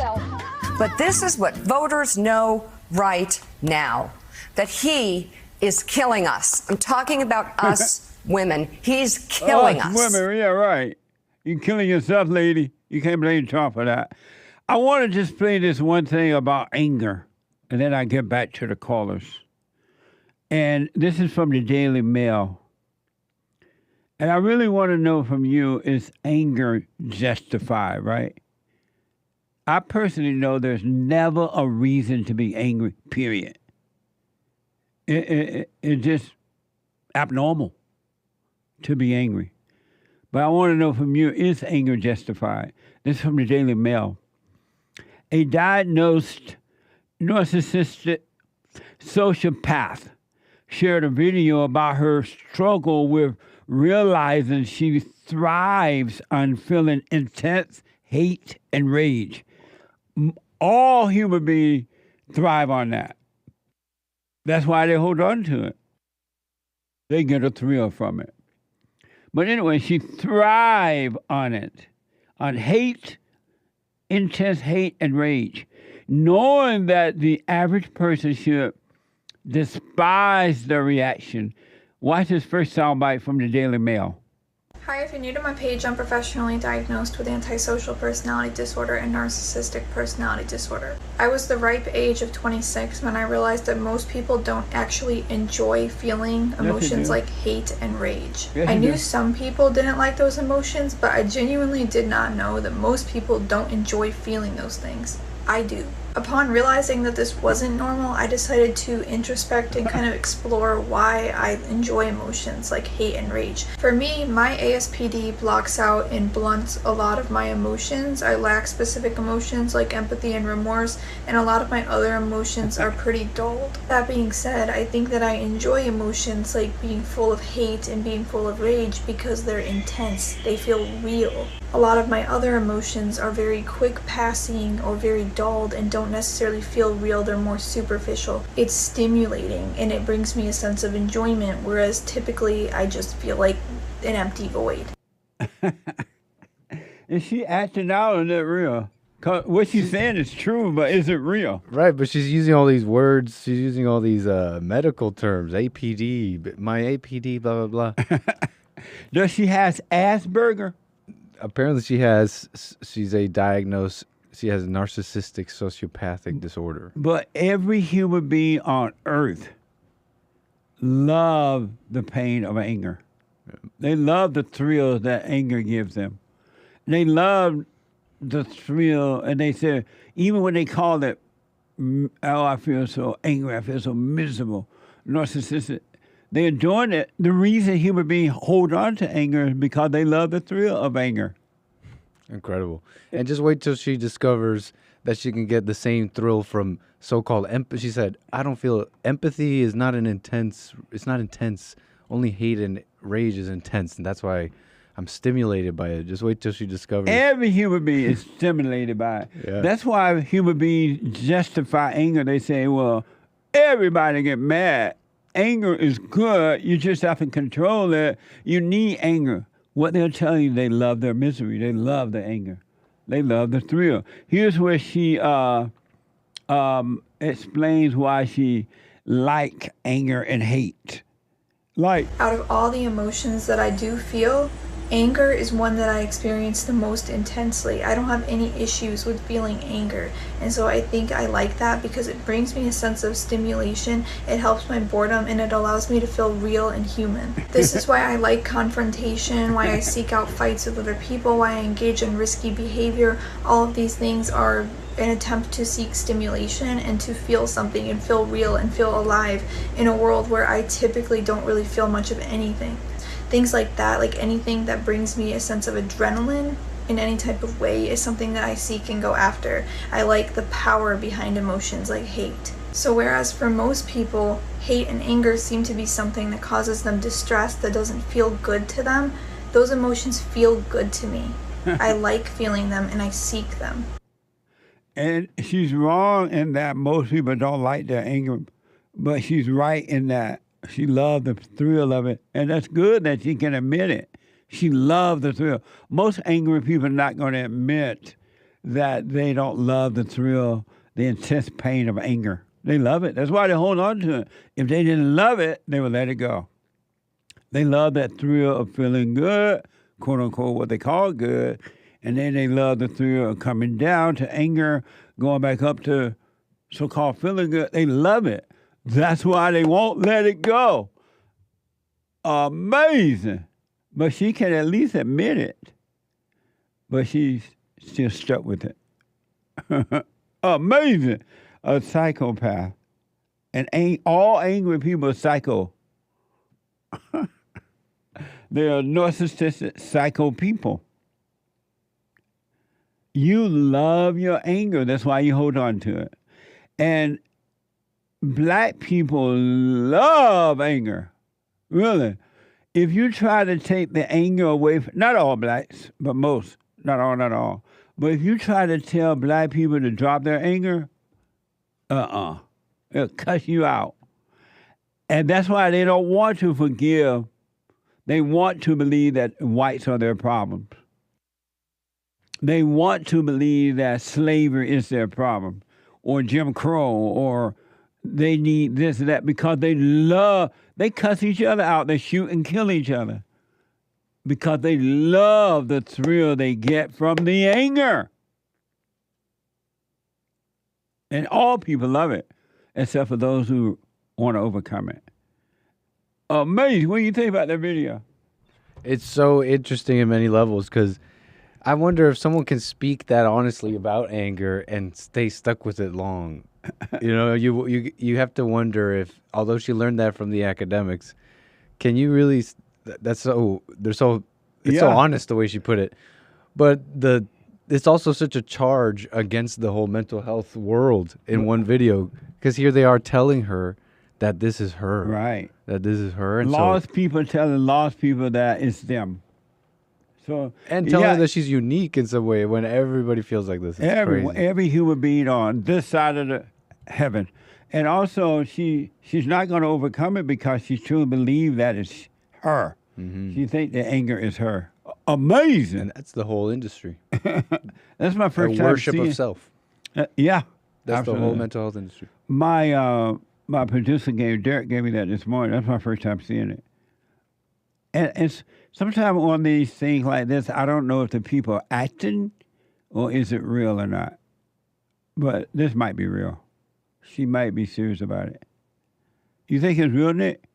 I don't know. It's hard to know, huh? It's hard to know, you know. 'Cause- I remember there was a thing when these women online, social media, they had like Tourette's, and they would start yelling obscenities. Yeah. They would just be like, they'd sell, you know, I'm not going to cuss, but. Right. And they got really famous doing that. And I always wondered, is that really Tourette's, or are you just yelling Right. obscenities? Like, Yeah, people are desperate to get attention, and so they would do anything nowadays to get it. So I don't know if it's real, but it's definitely true as to what she said about the anger. Amazing. I want to go quickly back to Ron. Hey, Ron. I'm Jesse. So I want to ask.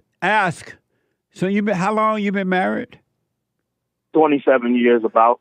So why have you, now that the kids are adults, why have you stayed with her? Well, the last time I attempted to leave, like a beta, he started crying, and I felt sorry. I allowed the guilt to get to me, and I said, if I leave her, I'm going to leave her with all of these, you know, housely bills and things like that, and I let that stop me from going. Oh, and why did you not take away the finance from her years ago when you realized that she didn't know what she was doing? Well, it was a gradual thing. You know, it's just her decision-making got worse and worse as time went on. It didn't start out that way. And it started out that way because, like many of us that are fooled into taking social programs, she took Section 8, you know, convinced me that it was the way to go. And then, of course, they told her we were making too much money. So she said, well, I have to take you off the paperwork. And that's how it all began. Wow. What a mess. What a democratic mess, right? Yeah, absolutely. But listen, today is a brand new day. It's a new, every day is renewed, right? So I want to encourage you, and you'll see later if you should stay with her or leave. And you'll be able to either stay and be at peace or leave and be at peace. It won't be difficult at all. But for now, you do the silent prayer and just watch those thoughts. Don't call those feelings you. You're not your thoughts and you're not your feelings, right? You're not the anger. You're not the bad feelings or the good feelings. You're none of those things at all. It's just that you have believed that you were those things and you've grown into darkness rather than overcoming it. So just watch those feelings. Do not call them you. And I promise you, man, if you stay with it, and especially if you practice staying present and stop calling thought you're going to have a real life. Well, I want to thank you because you helped me make some changes already. I stopped playing video games and I stopped smoking weed for about a month now. After 20-something years of smoking weed, I realized what it was doing to my mind. Yeah. So I've made some changes already, and I'm going to make a lot more. And I will call you back and let you know about the progress. Okay. But I want to thank you because you demonstrate what you're actually saying. I've watched countless videos of yours where people calling you coon, Tom, screaming at you, saying you're a race traitor, and I've never seen you get angry. Because so you're an example of what you're speaking. And I promise you, if you stay with it, the spirit of anger will be taken away from you because it's a spirit. And it's in your imagination. It's not in you. It's in your imagination. And if you don't catch those thoughts, you will feel it in your body, but you're not your body. It's just a feeling in the body. But just watch it. Don't call it you. And the Father will take those spirits away. You'll be fine. Just stay with it. Thank you, sir. All right, buddy. Let me know how it goes. Okay, I will. I'll call back. All right. 888-7753-773. That's a line open. Let me go to, I don't know if it's Caroline or Carolyn out of Italy. Is it Caroline or Carolyn? Caroline. Caroline. And how do you spell it? CAROLYN. Oh, okay. Welcome to the show. First time caller all the way heard around the world. Welcome, Caroline. Thank you. I'm from the U.S. Come back to your phone. I'm from the U.S., so... Are you living in Italy right now? Right now, yes, just temporary. Oh, okay. Right on. Yeah, so I really enjoy listening to you, and I've been listening to you for years off and on. You know, you're a Trump supporter, so am I, and I guess I struggle because I'm from the States. I just came over here from the States. Are you black? And, oh yeah, I'm black. What are you doing in Italy? Well, I'm over here just temporarily, just working an assignment. Oh, okay. All right. Yeah, and then I'll be coming back, but Okay. it's not long assignment. But when I'm in the States, I have so many problems connecting with the black folk. I don't know what's wrong with them. It's always been that way. They're like you say, they're angry. They take their anger out on each other. Yeah. It's affecting how they're raising their kids. They're not Christian. They don't believe in God. They don't have any values. They're materialistic. They're into drugs, smoking weed. They're sexualized to the nth power. They have no discipline, and it's disgusting. When I'm over here in Italy and I'm looking at the United States news and looking at YouTube, Jesse, man, I see so much crime. It's pathetic. What's wrong with our people, man? Their hearts are wicked. They have no love. It's an angry heart. It's the heart. God said that salvation is of the heart, and that you have to overcome the anger of the heart. And once you overcome that, you start to see that all those thoughts and stuff you've been accusing others and blaming others, all that stuff starts to disappear. But their hearts are wicked. They are evil. That's why they're that way. Yeah, they're evil beyond. They've been turned away from their fathers by their mothers and grandmothers. And so they're yearning for their fathers. They just don't know it. This is true. I must say that I had a beautiful grandfather and grandmother. They were Christian, and they were beautiful. So you were raised by your grandparents? No, I was raised by my parents, but I must say that my grandparents were beautiful. But I could see where the wickedness comes from. I could see my mother having a lot of wickedness coming from her mother. Yes. Now, my grandmother, she wasn't like that. She was raised Christian, and my great-grandmother, on my paternal side, they were different. But on my mother's side, I see that. I see how the women are wayward. Have you forgiven your mother? Oh, I forgave her, and I understand her. Did you tell her you forgave her? Oh, yeah. She never forgave herself. She never forgave.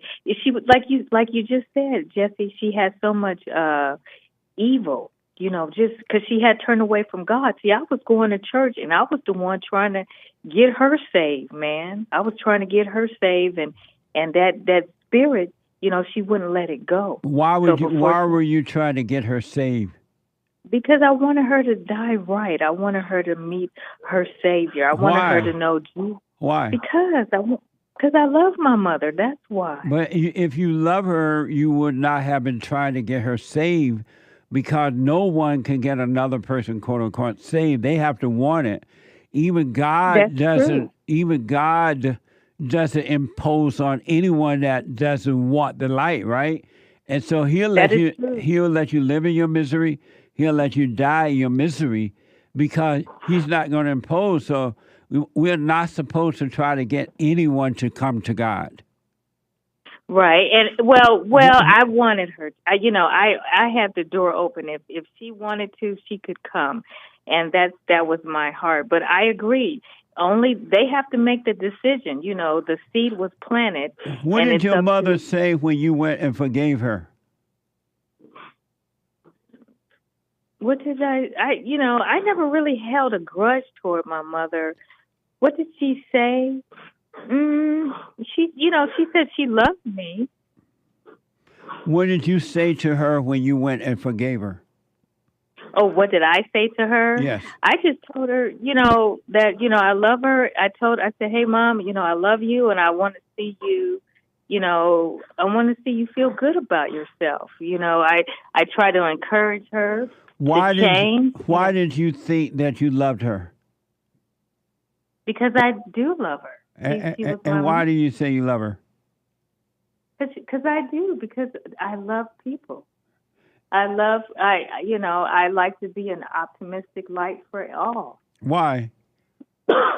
Why? Yeah. That's just how I am, sir. Sometimes there's no answer for why. So you didn't have an anger toward your mother at all? No, I was not angry toward her. She was angry toward me. And why was she angry toward you? Because it's a generational curse. It passes down generations. But why was she angry at you? Because I think she resented the fact that I had a better childhood than she had. I had more opportunities. I had more supportive family coming from my paternal side. So there was a lot of hatred and jealousy. Oh, but you were never angry at your mother at all? No. And why was she perfect? No, she was not perfect. I accepted her for the way she was. And how did you avoid becoming angry at her knowing that she wasn't perfect? So she never did anything that would irritate you or... Oh, yeah. I mean, there were times I would get mad at her, but I wouldn't stay angry. I'm not an angry person. It's just not my personality. But you have to be an angry person if you have anger in you. If you can get mad, period, it's because the spirit of anger is inside of you. Well, but it depends on, but you can learn how to control that spirit. You're making noise. I'm sorry. You can learn how to control that spirit, sir. And how do you control the spirit of anger? How do you control it, Jesse? You just have to kind of become more wise and you just have to be more understanding. You have to learn to listen to understand versus listening to respond. And so it's just like what you were telling the previous caller. A lot of the things that you're telling him is the things that I kind of had to learn to do. But how do you control the spirit of anger that's inside of you? How do you control that? How do I do it? So what I do, Jesse, is I just take a deep breath and breathe in and out, and I try to put my mind on something else. I pray to God, number one, to take the anger away. But God doesn't. God, stay close to your phone. God hasn't taken your spirit of anger away yet. How do you feel about that? Why do you say that? Because you still have it. You still get angry sometime now, right? Yeah, but we still get angry. But the thing is, you. You still get angry at times, right? Yeah, I still get angry. Yes, sir. So why hasn't God? You prayed to God to take the spirit of anger away from you. Why hasn't He taken it away?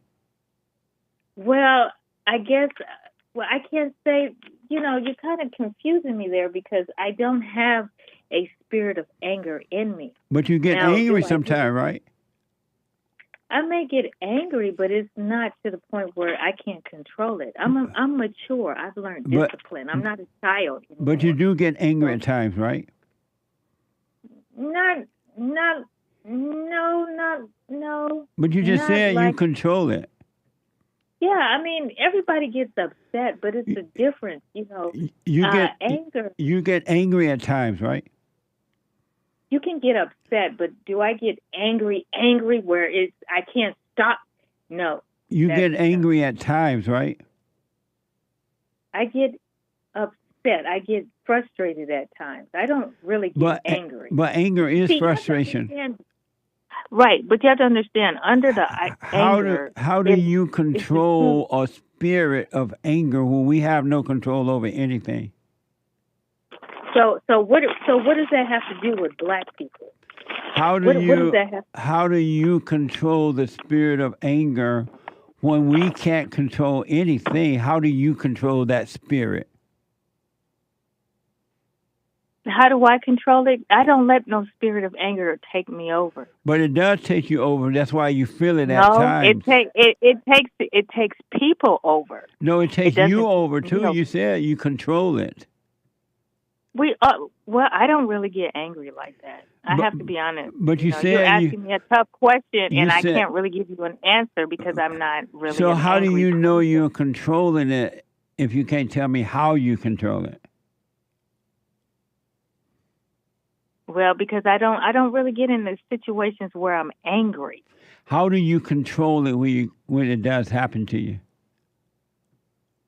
It's been a while. I can't really say. If it happens to me, like I said, I know how to de-escalate my anger, by journaling, by talking to somebody. I have strategies. I usually tell people, if I'm upset with someone, I usually confront the person and let them know how I feel. And where did your anger come from? I don't know, sir. It depends on the situation. Do you know that God did not give you the spirit of anger? Yeah. Do you know that's of your father, the devil? Yeah. And so why do you hold on to it knowing that it's evil? I see what you're saying. No, that was a question.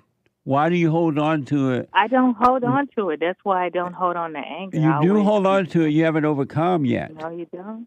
No, you don't hold on to it. You said you still get angry at times, right? Well, I Carla, can get angry at Carla, not at my mother. I gotta I'm not mad at run. my I gotta mother. run. Thank you for your call. Call me again when you get back to the States. Okay, I'll call you while I'm still over here. I'll call you. Okay, Jesse. All right. Okay, bye-bye. Bye. 888-7753-773. Let me go to Tim. Tim been waiting a long time. A first-time caller out of Illinois. Tim, welcome to the show. You're on the air. Good morning, Jesse. How's your day? All is well, Tim. Great. So my father, his heart has always been, full of anger. Recently, it hit a bit of a peak. He divorced my mother and has kind of cut himself off from the family. Now, I want to forgive him, but the only way for me to do it as of now is via email, and that, to me, just seems inappropriate. I wanted to get your thoughts on forgiving people in person versus over email. And what do you need to forgive your father for? I want to forgive him for the anger that he expressed in front of me growing up, and also not protecting me from my mother's ego. And so, and you can't FaceTime with him? No, he refuses to take my calls. He's told me he doesn't want to speak with me or my siblings until the divorce is over. And why is that? Why he doesn't want to speak? Can you hold a minute? Of course. Let me take a quick break. A quick break. 888-7753-773. The treasure chest is now open on D-Live. Back in a moment.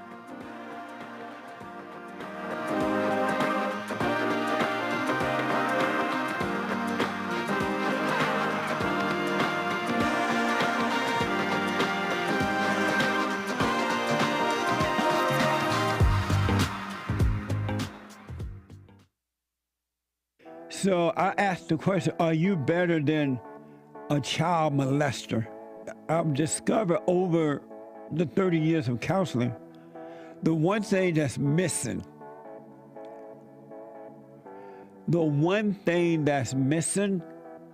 and I think because it's not taught in the homes or talked about, we don't have examples of it, right, is love. Our theme this year is to bring back Christianity, to love God with all our heart, soul, and might, our neighbor as ourselves, and to endure. And when you're in a fallen state, people will judge the molester but think they're better than the molester. And I ask, well, why do you think you're better? When I realized it doesn't matter what you think about yourself or how much you have or don't have or how you accomplish things in life or don't. If you have no love, you have nothing.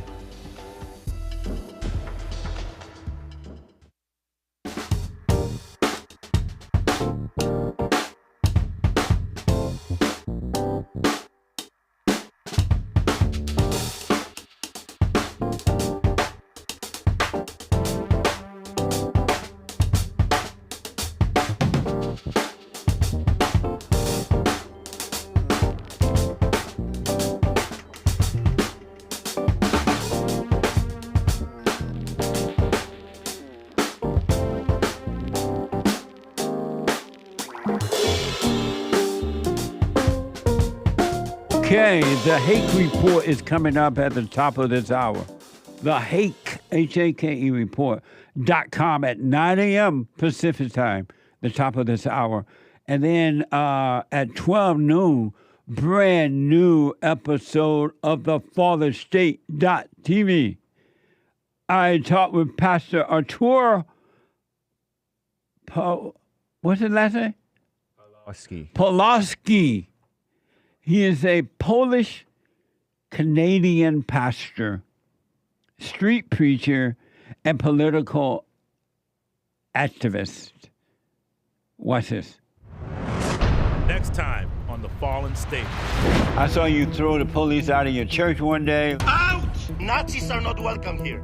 If the law of man goes against the law of God, you must oppose it. My whole crime, over 350 tickets overall, it's all about me doing my job as a pastor. They tried to burn my house down with my children sleeping. They tried to burn our churches down. It's insanity. It's insanity. That looks like South Africa. What? At 12 noon today, the FatherState.tv. And then at 4 p.m., the American Anchor Baby. On fire. Energy. Natural energy. Given to him by God. It's not even on loan. It's a gift. He can keep it. At 4 p.m., a genius. And you may have seen Billy, the engineer on the show with him. Two geniuses. What do you get when you get two geniuses on the same show? A natural high. A natural high. At 4 p.m. Pacific time. You can podcast if you haven't seen the other genius, Billy, the engineer. And you're going to see you get a natural high. Look to the sky with a natural high. Amazing. And at Sunday fellowship, you're invited. All are invited to Sunday fellowship. All right? At 11 a.m. Pacific time. Doors open at 10:30. Come on down. But if you're not in L.A. or L.A. area, you can watch it live by going to rebuildingtheman.com/church. Amazing fellowship. rebuildingtheman.com/church at 11 a.m. Pacific time, 2 p.m. Eastern time. I want to go quickly back to Tim. And Tim want to forgive his father, but his father won't have anything to do with them at this time. And his father broke up from his mother, left the family. And Tim, so you're not able to FaceTime or anything with him, right? No, I tried calling him a fair amount of times out of desperation, but he ignored my calls and sent me an email saying, he won't be talking to us until the divorce is over. How did you treat him when he was there, when you were growing up? How did I treat him? Yes. Like when I was a kid, or recently? Did you treat him the way your mother treated him? Yes, my mother. I feel like we enabled his anger a lot, kind of justifying it, which I think it got worse as he grew older. My father's a great man. He's always been one of the best people I've known. What made you identify with your mother and you started to treat your father the same way your mother treated him? Why did you identify with her? Because my father would yell and scream quite a bit, and it always made him seem like a, I guess, hostile, evil figure. And But was he screaming at you or your mother? Mostly my mother. He wouldn't scream at me. I would walk on eggshells when I talked to him. I wouldn't set off. And so what made you identify with your mother then if the problem was between your father and your mother? Why did you identify with her? Because when I was younger, again, he was the big bad wolf, but as you get older, you realize, you start to see the bigger picture and you see why things are happening. And but yeah, it's because... And have you forgiven your mother for turning you away from your father? I'm going to. I'm going to do it next time I see her. Have you forgiven your mother for turning you away from your father? Not yet, no. And why not? I live in Illinois and she's in Michigan, so I'm going to see her Thanksgiving. I was planning on doing it then. I also wanted to do it close to when I forgave my father, but like I mentioned before, why is that? I can't do it. I'm just kind of like a rip the Band-Aid off kind of thing. But if I can't contact your father, I was going to base it off what you thought, because if I can't forgive him through email, right, I'll just forgive my mother and wait. Right. If your father won't communicate with you, then you can't make him communicate. You can't see him. But just realize, just as you can help yourself, he could not help himself. He couldn't deal with the hell in your mother. And so the fight that they were having was between the two of them. It had nothing to do with you. But because you identified with your mother, you treated him in the same spirit that your mother treated him. And that's why he doesn't want anything to do with you. Because dealing with you is just like dealing with your mother. It's the same spirit. You're so right on. Because, when you do that, it's like we're all ganging up against him, and it's hard to communicate with him in a way that doesn't sound like I'm taking her side, Yeah. I'm not sure how to talk to him. So when you do talk to him, when and if, just say, hey, I'm sorry for my mother turned me against you, and I'm sorry for taking her side. I was wrong. But if you can't, just realize he can help it and let the anger go, and you'll be fine. Just work on yourself. Okay. And I'll forgive my mother as soon as I see her in person, which will be in November. Yeah. And don't have any expectation from her. And don't say, oh, mother, I forgive you, but I love you. You don't love her, because anyone that has anger has no love. That emotion you feel is not love, that's hate. But the devil and the world makes you think that that's love. It's not love at all. You're right on the money, Jesse. Thank you so much for doing this show. It's truly one of a kind. I wish you well. Let me know, are you doing the silent prayer? Yes. Okay, stay with that. Stay with it, all right? And practice staying present, and you'll be fine. Thank you so much, Jesse. God bless you, and have a swell weekend. You too, buddy. Thank you. Elijah, a first-time caller. That's a line open, 888-7753-773. There's Elijah, a first-time caller out of Florida. Elijah, welcome to the show. You're on the air. Hello, Jesse. Oh, man, I just think that you're doing God's work out here.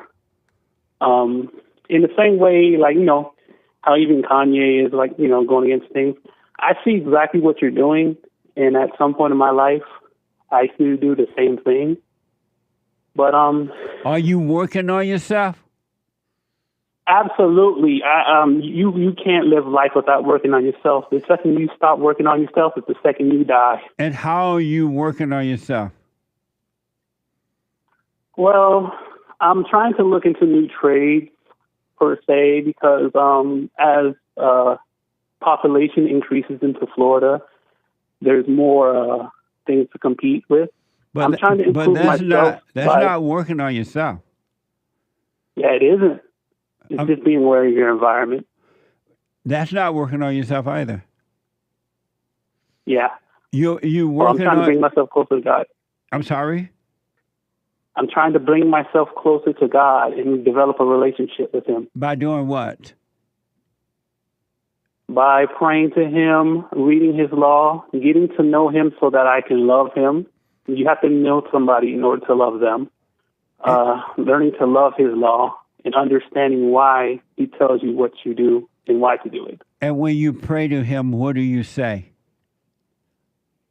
Well, I first address Him as our Father in heaven, and I ask Him from deliverance from my sin, because sin brings death, and love through Christ is everlasting life.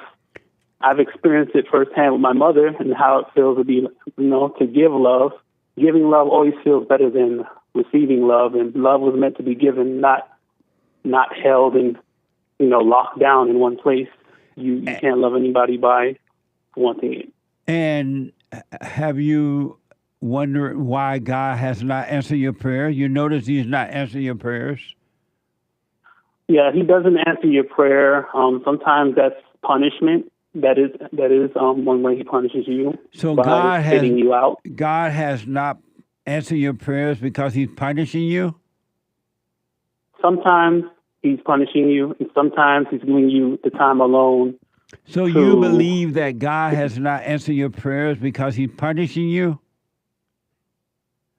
Sometimes. But that's not the reason God hasn't answered your prayers.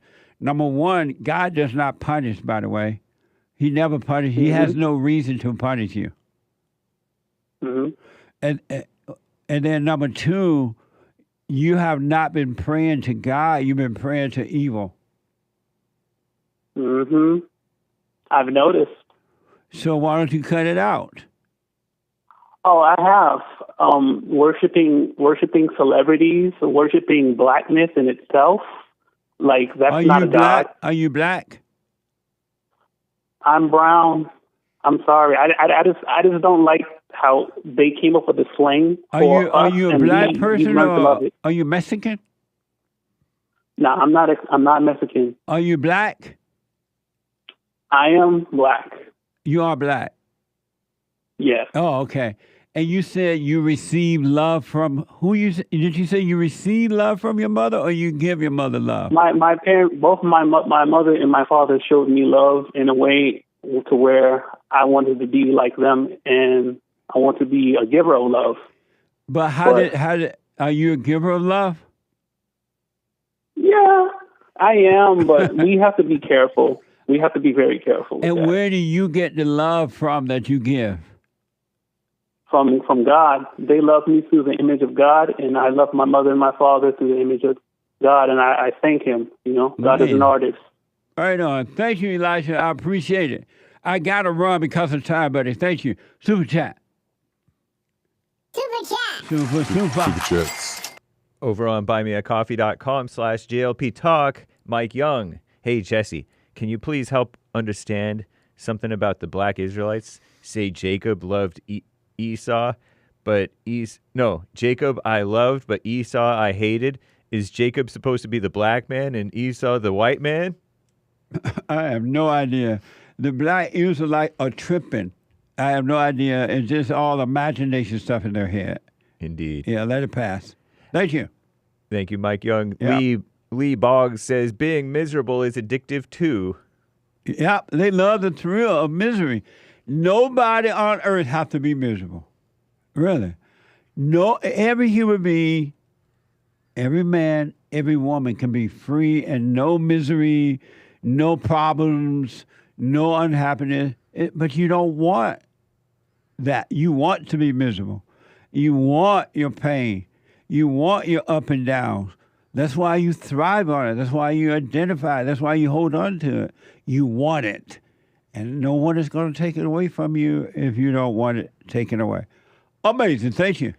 Thank you, sir. That was over on X. No more thoughts on Buy Me a Coffee. Jesse, you mentioned you wished to be in the Army as a young man. I chose to do military service as a young man, but it's more common in my country since we have a reserve army. I've been thinking about renouncing my military rank and switching to unarmed reserve duties, since I feel like all countries' armies are Satan's armies in the end. Any thoughts? I wouldn't go to the military if I had to nowadays. I'm not telling you what to do because I don't know about over your what country he's in. He doesn't say, but in our country, it would be an awful mistake to go to the army. The military, period, is screwed up. Thank you. Thank you. No more thoughts. Yeah, amazing. Zach says, I saw an old JLP clip of Hake from the early 2010s, and he used to be super beta. No offense, Hake. But now he's super alpha. That's right. I guess the alpha jerky really does work. Jesse, can I get a few delicious jerky packages? Absolutely. Go to alphajerky.com. No. What? Big Club. BigClubUSA.com. .com. BigClubUSA.com. Amazing. Check it out. That's your net. I think promo code JLP33 may work for a little discount. Yeah. Promo code 33. JLP33. Elizabeth, 3 coffees. Hola, Jesse. Dímelo. Hola. ¿Qué lo que? Feliz viernes. Viernes. You had a call yesterday with a young man who wanted to gain custody of his children. My brother went through this. The more he tried to prove the mother was unfit and the children were in danger, the more the system worked to protect her. When he finally laid his weapons down, it all took a 360-degree turn literally the same day. 360, huh? God had already laid out his plan for him. All he had to do was trust him. He gained full custody of his 3 children, basically almost unheard of, but nothing is impossible for God. Amazing. Absolutely. Bendiciones. See. Heart. I'm telling you, you've been taught wrong to fight. You should lay your weapon down and let the Spirit of the Father fight your battles for you. It's spiritual. But the world tells you got to fight. When you're a little kid, they tell you to fight, right? Don't. Lay your weapon down. Cut out the arguments and just simply live your life. You'll see everything will work out naturally for you. Amazing. Nice story. Right on. Thank you. At this point, just call me Mike. 3 coffees. I would told that narcissist B word to shut up and go sit down. He didn't say B word. He said something else. Oh, God. Amazing. Thank you. Thank you, Mike. Someone bought a coffee. I wanted to get your thoughts on that, on words that may come to us and we feel that it came from God. I had a word come to me 35 years ago, and I just found out what it meant about 5 months ago. It blew my mind. When the words came to me, it wasn't audible, but more like a feeling or a knowing. Does that make sense to you? I can't respond because I don't quite understand what you're saying. Because God's voice is a voiceless voice. He reveals things to you. Satan talked to you in a voice in your imagination, your head. God reveals to you. So you can call me and make it a little clearer if you want, or make it a little clearer in Super Chats. Shout out to the top contributors on the D-Live crew, Games for Rec, Taking Care of Business, Cactus Eater, Bear, Groovy Monkey, and the rest of the supporters. Thank you guys for the lemons and ice creams. Appreciate it. And thank you guys. I do believe that is all for now. Amazing. Thank you all. I do appreciate it. Thank you. Let me go quickly to Philip out of Sweden. Philip, welcome to the show. Hey, Philip. Hey, Jesse. Hey, Philip. Hey, Jesse. How are you? All is well. Come back to your phone. Can you hear me? No, it's going. Hello? Okay, now it's clear. Go ahead. Right. So there was this black lady that called you a while ago, or a little bit like 10 minutes ago in this show, and it got me thinking about you talked about the grandparents and that generation.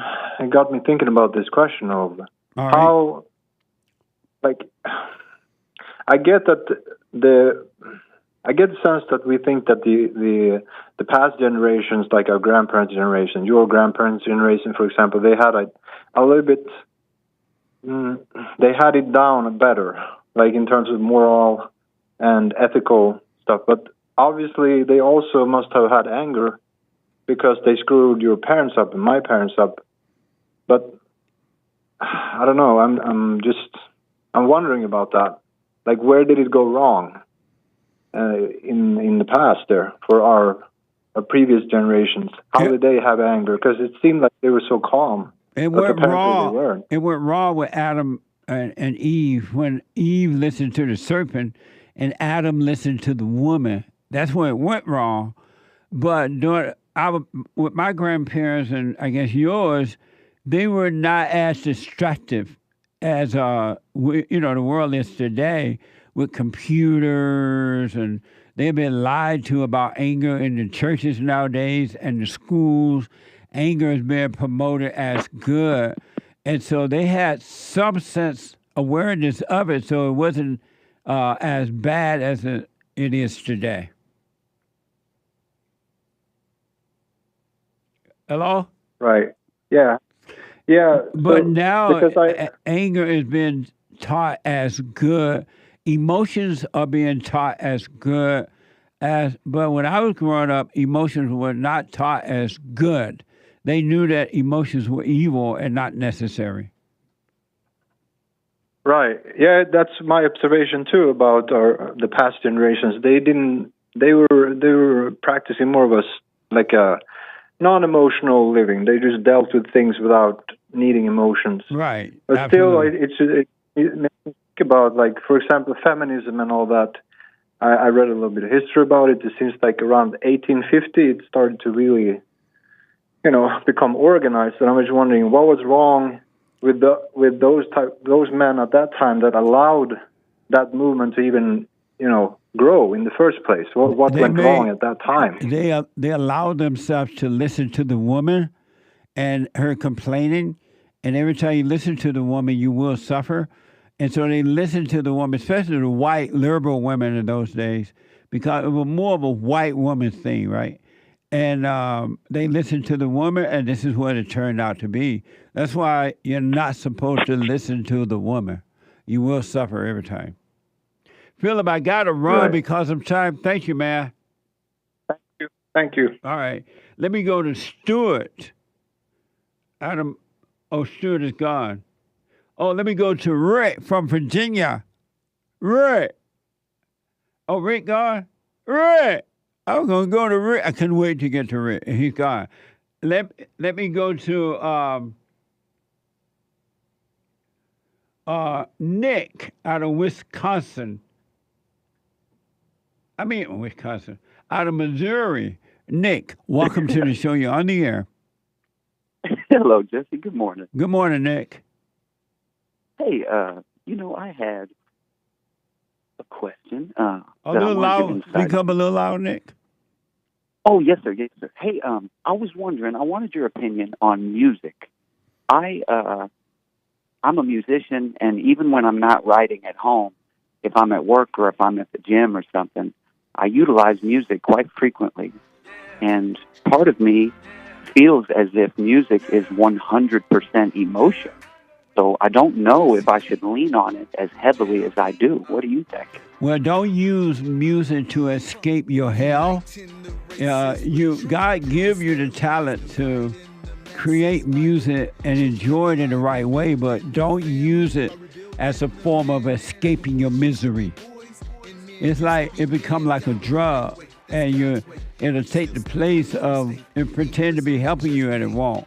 But you can enjoy it without getting an identity from it. That makes sense. I must admit, on occasion when I'm listening to it, I am moved. It can move me.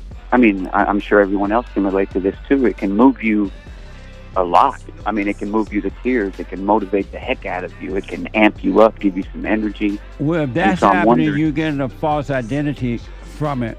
You use it in the same way someone would use drugs or alcohol or sex or whatever. You're using it in the wrong way. You're not supposed to be getting all that from it, because you can enjoy music. God gave you the ability to do it, but not to get a thrill from it, not to identify with it. Are you, do you think in a way it's possible to worship music? Yeah, and that's what you're doing. That's why you're getting a thrill. You're worshiping it. You have put it in the place of God. dare I say, I think this might be a more common issue than I think a lot of people utilize it as heavily as I do. Maybe that's not a good thing. It's not. Okay. Yeah. I got to run. I am out of time. I am totally out of time for today. I'll be back on Monday if the Lord is willing and the creek will rise. I'll see you on Sunday. Get on that straight and narrow path, folks. Stay there. No matter what happens, who turn away, you stay and don't let other people turn you away from it. Because most people are going to hate the truth. They're not want to hear it, and they'll try to distract you to encourage you to get away from the truth too. And it's not them, but the evil in them. You get on that path, men and women, and stay there. You're responsible for you. No one else is. Your world and your life is your world and your life. Take care of your own world. Know thyself. Forgive your mothers and your fathers. Do the silent prayer. RebuildingTheMan.com/prayer and stay present.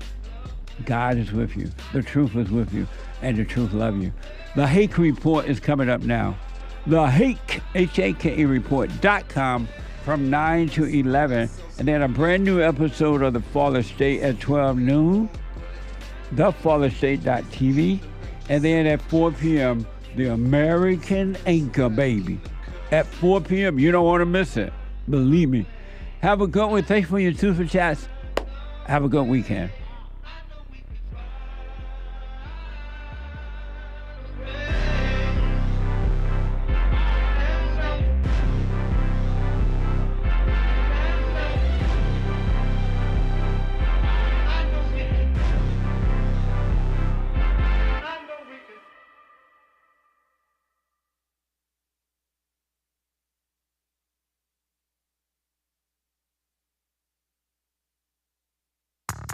I recommend you get a copy of my book, From Rage to Responsibility.